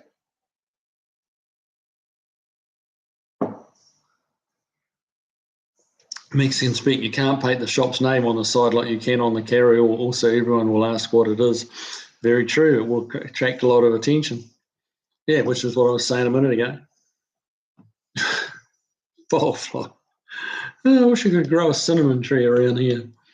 An old bowlfly just comes in, just drops in with these random comments. I mean, I know you've been on about cinnamon, but I didn't see that one coming. But that's all good. Keeps everyone smiling. Stray Bullet, remember STP oil treatment? I do. I remember WINS oil treatment. A lot many Americans will probably know what that one. I don't know whether that was ever a thing here, WINS, but it was big in Australia and New Zealand. And it was like you poured it out of the WINS bottle or can, and it was like molasses, man. It was like it was so thick. We'd say it was like golden syrup, but like here it would be like molasses. It was thick stuff. But it would quieten down a bearing knock. It'd give you a few more miles on some iffy bearings.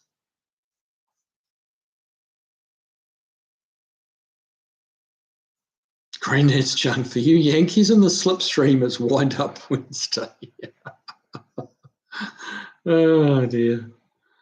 Barry Cooter, I'm curious if many people are like me and never drive with their side window up. It's often not popular with passengers. Well, right now in the truck in Old Blue, yeah, the window's never up. No, it's down because it's getting hot and got no AC. But honestly, I'm a big fan of AC. When I got working AC in the car, the windows stay up. But yeah, if the temperature's right, it's really nice to have the windows down.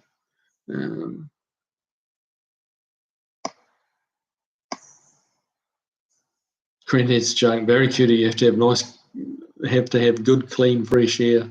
That's very true. Vol flow, I need my side window open. Stray bullet, I have air conditioning.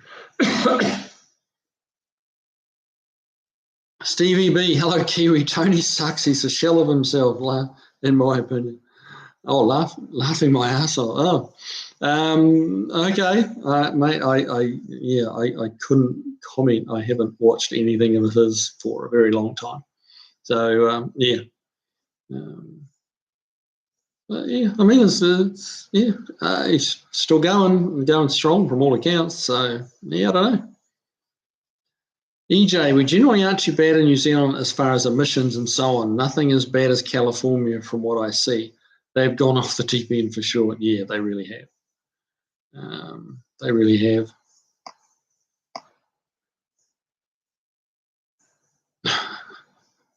Granddad's junk. Kiwi, remember when they tried to introducing a fart tax on farmers because of stock pollution of the air? I do remember that, and I don't think it was officially. I don't think it was officially called a fart tax, but that was certainly that's what it was. They were trying to tax you per head of cattle based on the theory of the methane gas they were producing out their rears, eating all the grass. So it was just another government ploy to be able to tax the farmers. And it was just silly nonsense, really, and it died a death, if I remember rightly. Very cute. I have aircon, but hardly ever use it.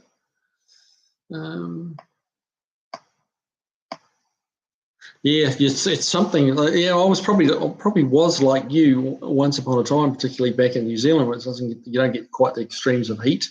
But yeah, the more you have it, the more you use it, and the more you come to rely on it. Like I can't imagine living in a house without air conditioning these days.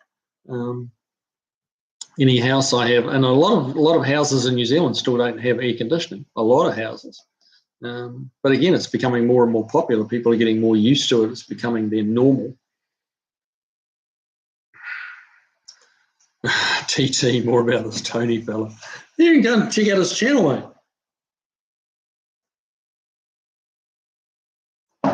They are, of course, referring to the infamous Uncle Tony's Garage. So we all know who he is. Most of you know the story. But yeah. Go and check out his channel. He has a huge amount of subscribers and a lot of admirers, and it is what it is, man. Driveway of misfits. California's geography is such that they really do need strict emissions to keep their major population centres livable. Yeah, pollution does get trapped there, particularly in LA, doesn't it? With the mountains close to the coast. It does kind of stagnate there. The pollution stagnates over the cities that are close to the coast, and it does. Yeah, they do have.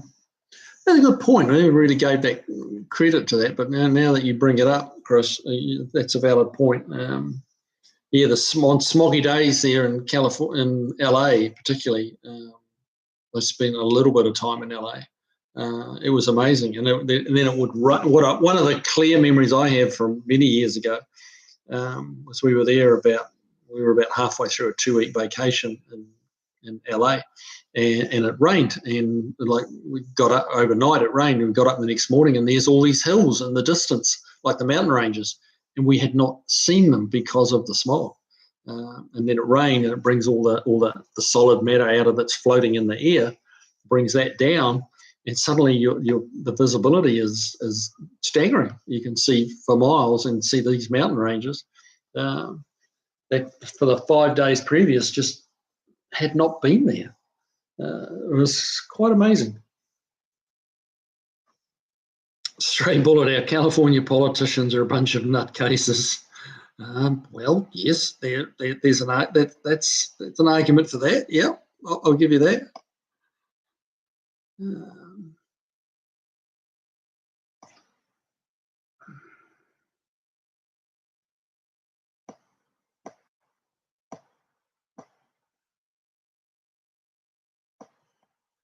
Yeah, I lost where I was up to.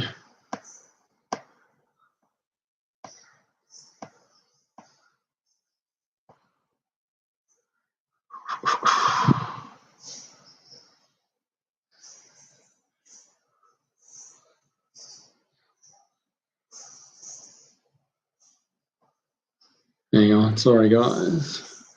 There we go. Beagle Bob, it would be a good time to put air springs on while the bed is off it. I'm very happy with my airlift setup. I'll tell you what I am thinking about. I'm thinking of doing that axle flip, they call it, where you switch the rear axle to on top of the springs rather than being underneath it. I'm not quite sure on that one yet. I don't know whether I want to go that much. I'd like to lower it down some, but that axle flip, from all accounts, drops them about 6 inches, which is significant. That's a lot. And it also requires like C-notching the chassis, which just is a whole bunch of work, which, that it's, one of the kind of a mandate on that truck. It was meant to be a shop truck. It's not meant to be super pretty, but it's meant to be practical and usable and a daily driver. So I don't know that C-notching the frame really fits into that.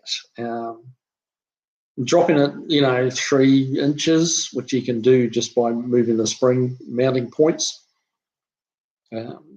seems probably a more sensible option, that won't take 2 days to do,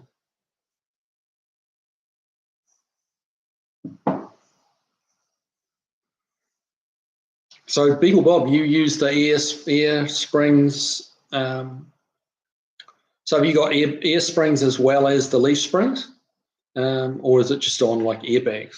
And you use that to carry extra heavy loads, or to mess around with the height of the vehicle?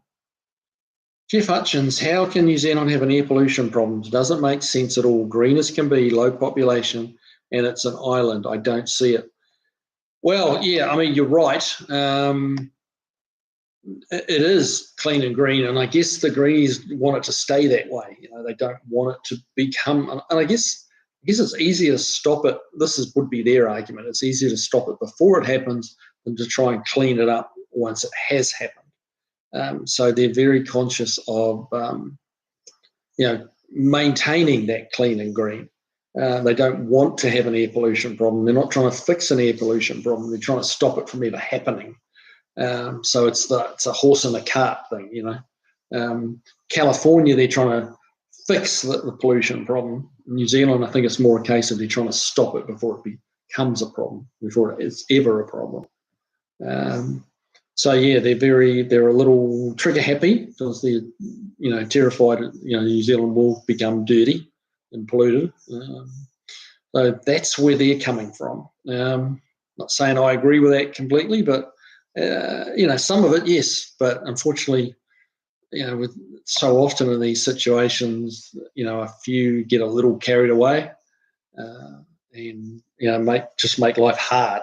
There needs to be a balance between keeping it clean, keeping it green, and keeping it real, because the things we like to have, do make pollution. we like to be able to drive to see our family and friends. We like to be able to drive to the grocery store. We like to be able to drive to work. And these things, cause pollution. And we like to have heating in the winter. We like to have air conditioning in the summer. It all takes energy, and the energy, has a side effect. Ooh, I'm out of bourbon, guys. I'm out of bourbon. Fortunately, there's only, what have we got? What is the time? Whew, we've got 11 minutes to go. I think I can probably last 11 minutes without another bourbon.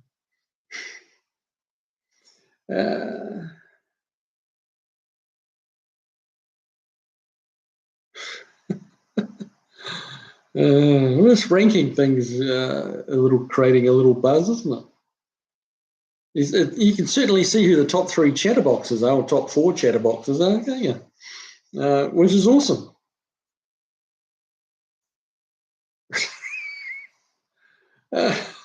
Chris Triumph, Kiwi, any advice on setting the toe in on my motorcycle? Well, no. There probably is an alignment. I mean, I get it's very tongue-in-cheek, I understand.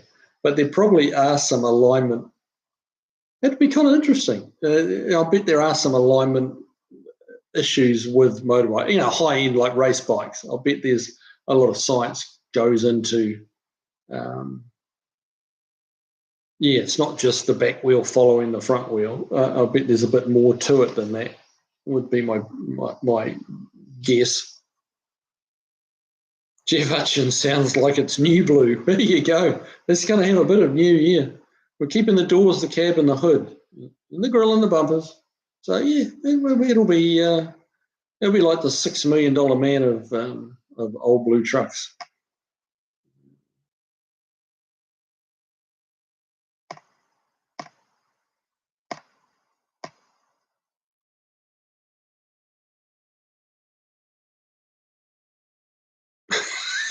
Firefly. Oh, you guys crack me up.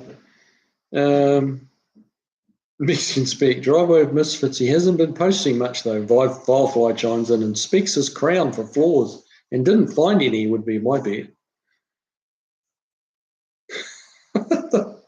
Driveway misfit. They're asking me like I know what the rules are. Here we go. Tech question. Jeff R. Can anyone explain why carburetor barrels are abbreviated to BBL, as in 2 BBL, 4 BBL, when there's only 1 B in barrel? Well, I don't think that should be our question for the evening, really, shouldn't it? You've opened Pandora's box there, Jeff R. That's a very good question. I must admit that has crossed my mind over the years when you read, the BBL. But it's just been a fleeting cross of the mind, or I've never really gone on with it. But that's a valid question. Hopefully someone can give us an answer. But yeah, it should really be BL, but yeah. And then, of course, they also call them 4V and 2V, which is the V stands for Venturi, which actually, that's what the inside of the carburetors are, is a Venturi. That's what makes it pull gasoline out. So 2 and 4V is actually more accurate than barrel, technically speaking. I dropped to number 3 and you didn't care at all. Oh no. Beagle Bob, Volfly has the crown. He is the king of off-topic conversations. Fly brain, Volfly. Good Lord. Mexican Spec, natural progression. I'm out of the running. Oh, you guys crack me up.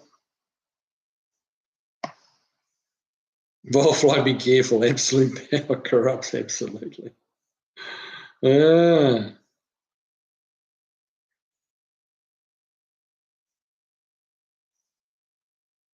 Barracuda, our current government has dropped net zero and giving money to that Paris thing.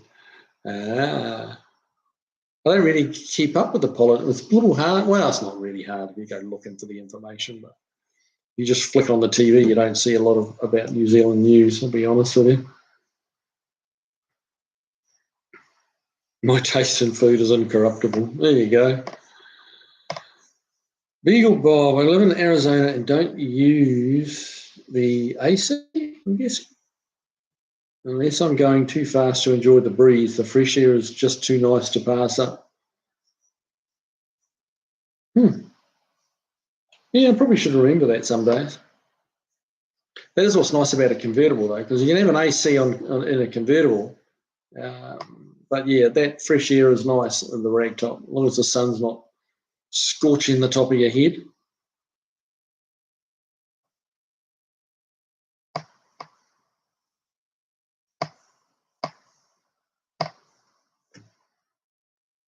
Jeff Hutchins, they do the same thing abbreviating gun barrels.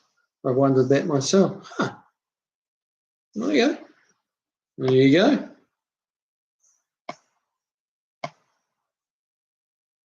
Stray bullets, screw those climate activists, I'm sick of them. Yeah, well, that's not an uncommon feeling. You're not alone in that by any means.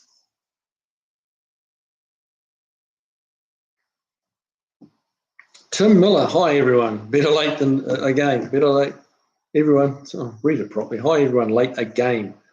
Block my 70 Mac 1. Blocking it, like sanding it, block. What you talking about there, Hoss? Driveway of misfits, Mr. Freemason. Extremism in either direction is bad. That's a very good point, sir. That's a very good point. You're little dropping little gems of wisdom on us tonight, Mr. Freemason. Very good. Vilefly, I think the barrel abbreviation may be a carryover from accounting stuff. Ooh. Excuse me. A carryover from accounting stuff. How's that? Explain, please. Jeff Hutchins, AC and cruise control, two of my favourite modern conveniences. Good EFI is pretty nice too. They should have stopped there. Yeah. Good EFI is nice, is a great thing. I rag on the aftermarket setups, but a good factory built, millions of dollars spent on research EFI is awesome. Is awesome, and that gave us. My glass didn't refill itself. That gave us huge leaps in fuel economy and clean burning. Huge. That was a huge step forward. And yeah, you're right. That's exactly where it should have stopped. Was right there. Brandon's Junk. UTG is very knowledgeable. I watch his stuff. I don't take sides. Look at his channel for what it is. Exactly. Yep. I agree. I agree. He is. You can't knock. Like someone that's as popular as Tony is. That's the honest truth of it.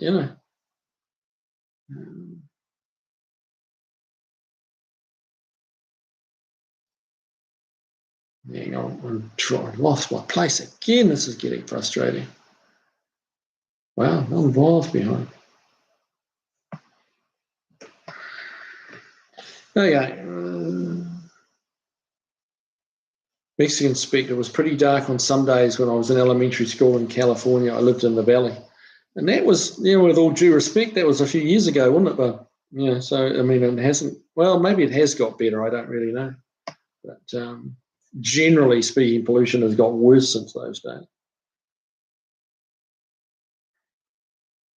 Danny Boyd, hey, man. Good to have you here.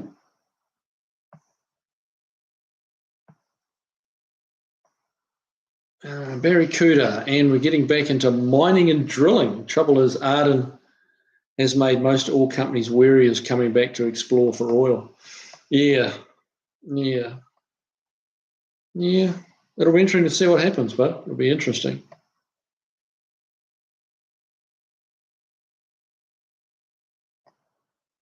Beagle Bowl, 15 minutes to close is widely known as the best time to link the merch store. Yeah, where's what's happened to the dude? We haven't seen the dude in here. He's my moderator, and he's supposed to put that stuff up for me. But yes, do think about the merch. Head over to the store and buy some shirts. Marge sent me shirts, Super Kev shirts. It's the right time of year, guys. That'd be awesome if you feel like picking up a few of those. We'll get them on their way to you. Mexican Speak. Kiwi has merch. I do have merch, Mexican Speak. Go to the homepage of my YouTube channel. There's a Shopify store there. And yeah, got Large Marge t-shirts with a cool picture of Large Marge on it, and with Large Marge sent me underneath. And there's pictures of Super Kev, which is a little caricature of Kiwi Kev smoking his wheels/feet, doing a little burnout. And yeah, so yeah, I mean, it was forever coming, the merch, but it's here, it's there. We're just ready for you to buy something. Beagle Bob, I wouldn't trust an axle flip on something that would carry a load. Okay, yeah, well, okay, I get you there. Especially having to notch out the chassis, it's like, yeah. So we'll see. I don't know that truck will ever carry a big load. It might carry the biggest load's probably going to be a big block, something in the back of it. Yeah. Jeff Hutchins came by Kiwi from UTG. Still watch him, but it's Tony's way or the highway. It's his charm.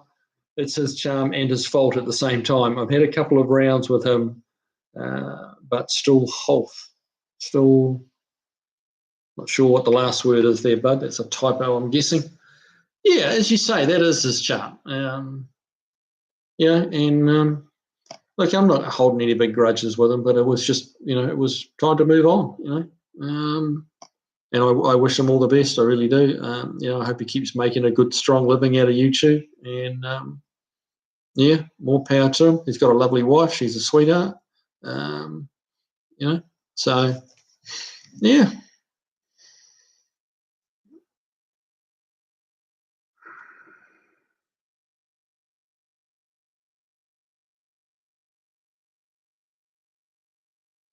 Still holding on. Had a couple of rounds with him, but still holding on. So I'm with you, Jeff, now. Yep, to finish my thought. Yep, fair enough.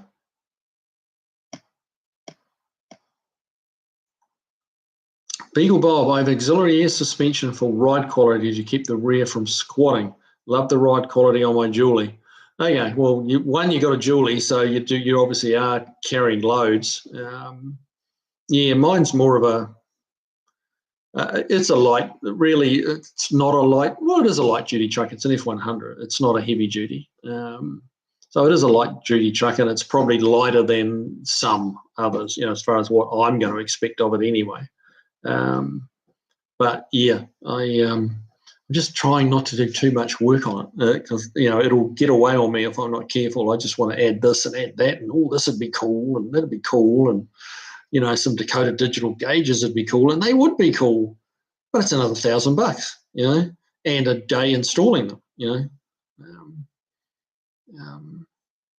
yeah, and honestly, it's the time that I don't really have these days. The time is equally as precious in a commodity as having them being able to write a check for a set of Dakota digital gauges. It's definitely a double-barreled BBL issue because it's the money and it's the time. So yeah, I got to try and that KISS theory, keep it simple, stupid. Got to keep reminding myself of that and not get too carried away. Like my brain wanders off to falling, rear suspensions with airbags, and I am going to stretch out, to the Crown Vic front, but that is probably as wild as I'm going to get. And I want that just because of ride quality and comfort. That twin I-beam suspension is amazing. It's probably one of the. It probably is the toughest suspension out there on a truck that is available. And people swear by it and have had golden runs with it. but it is. I guess what I really want is something that looks like a truck and drives like a car, which is a little bit hard to buy. You've kind of got to make it. I mean, the very modern trucks are a little bit like that. I was driving a 1500 Ram yesterday, and man, that was nice to drive. It was like a 12-month-old one. Very nice riding truck. And well, I'll never get old blue to ride like that, but the twin I-beam is definitely truck suspension, and you can fly across your farm in it and not bat an eyelid. It'll just bounce over, thump through anything. But yeah, as far as comfortable, relaxing, moderately good handling, that's not its forte.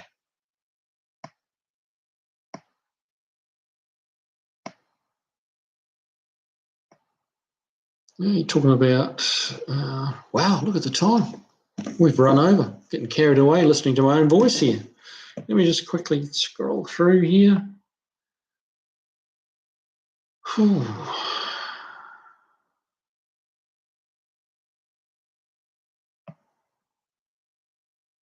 Barracuda, the ice shelf in Antarctica is rebounding strongly, a recent study has revealed. Well, that's kind of good. It flies in the face of the global warming.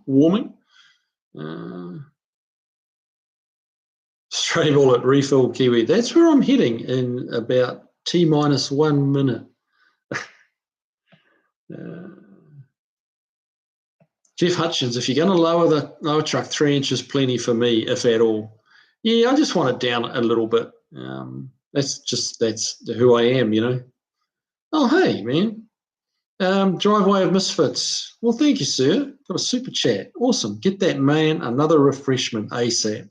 Well, I appreciate that, man. That's awesome. Thank you. And I will definitely have a little toast to you shortly off screen as I get myself a little nightcap. Yeah. Mexican spec. This crown thing will be interesting on a bigger live. Yeah, it will be. It will be. Yeah. So like one of Tony's lives or somebody like that, where they get a lot more people in the chat. That'd be interesting to see.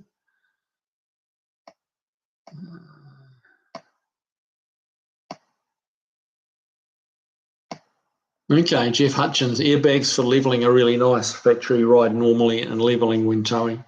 Yeah, it's probably worth adding, especially if you're going to, even if I drop it 3 inches, you put a decent load in, that's going to drop it another couple of inches and it'll be starting to drag its ass, as they say, or ass. So yeah, that's where the little airbag would be quite good.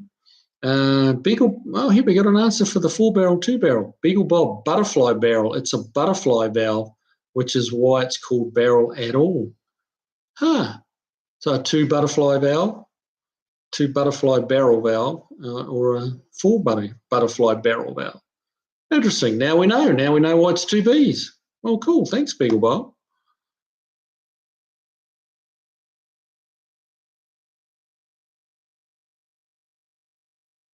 Mexican spec, yeah. Abbreviation of BBL for a carburetor barrel Venturi, which is why, sometimes they're called. Well, people talk about 2V and 4V cylinder heads, especially on Fords, and that's the Venturi. V is Venturi. So industry shorthand, not necessarily tied to the oil industry. Blue barrels. Oil industry's blue barrels. Okay. It's simply a way to refer to the number of Venturis. Yes, correct. But I wonder if that's the thing. Beagle Bob, yeah, that's butterfly barrel. I've not heard him referred to as that. But I mean, we do call the little disc that rotates butterflies. So yeah, butterfly barrel makes perfect sense. Stray bullet, I think it should be BRL. Yeah, that would make more sense, really. What's with these blue crown? I think the number one gets the blue crown.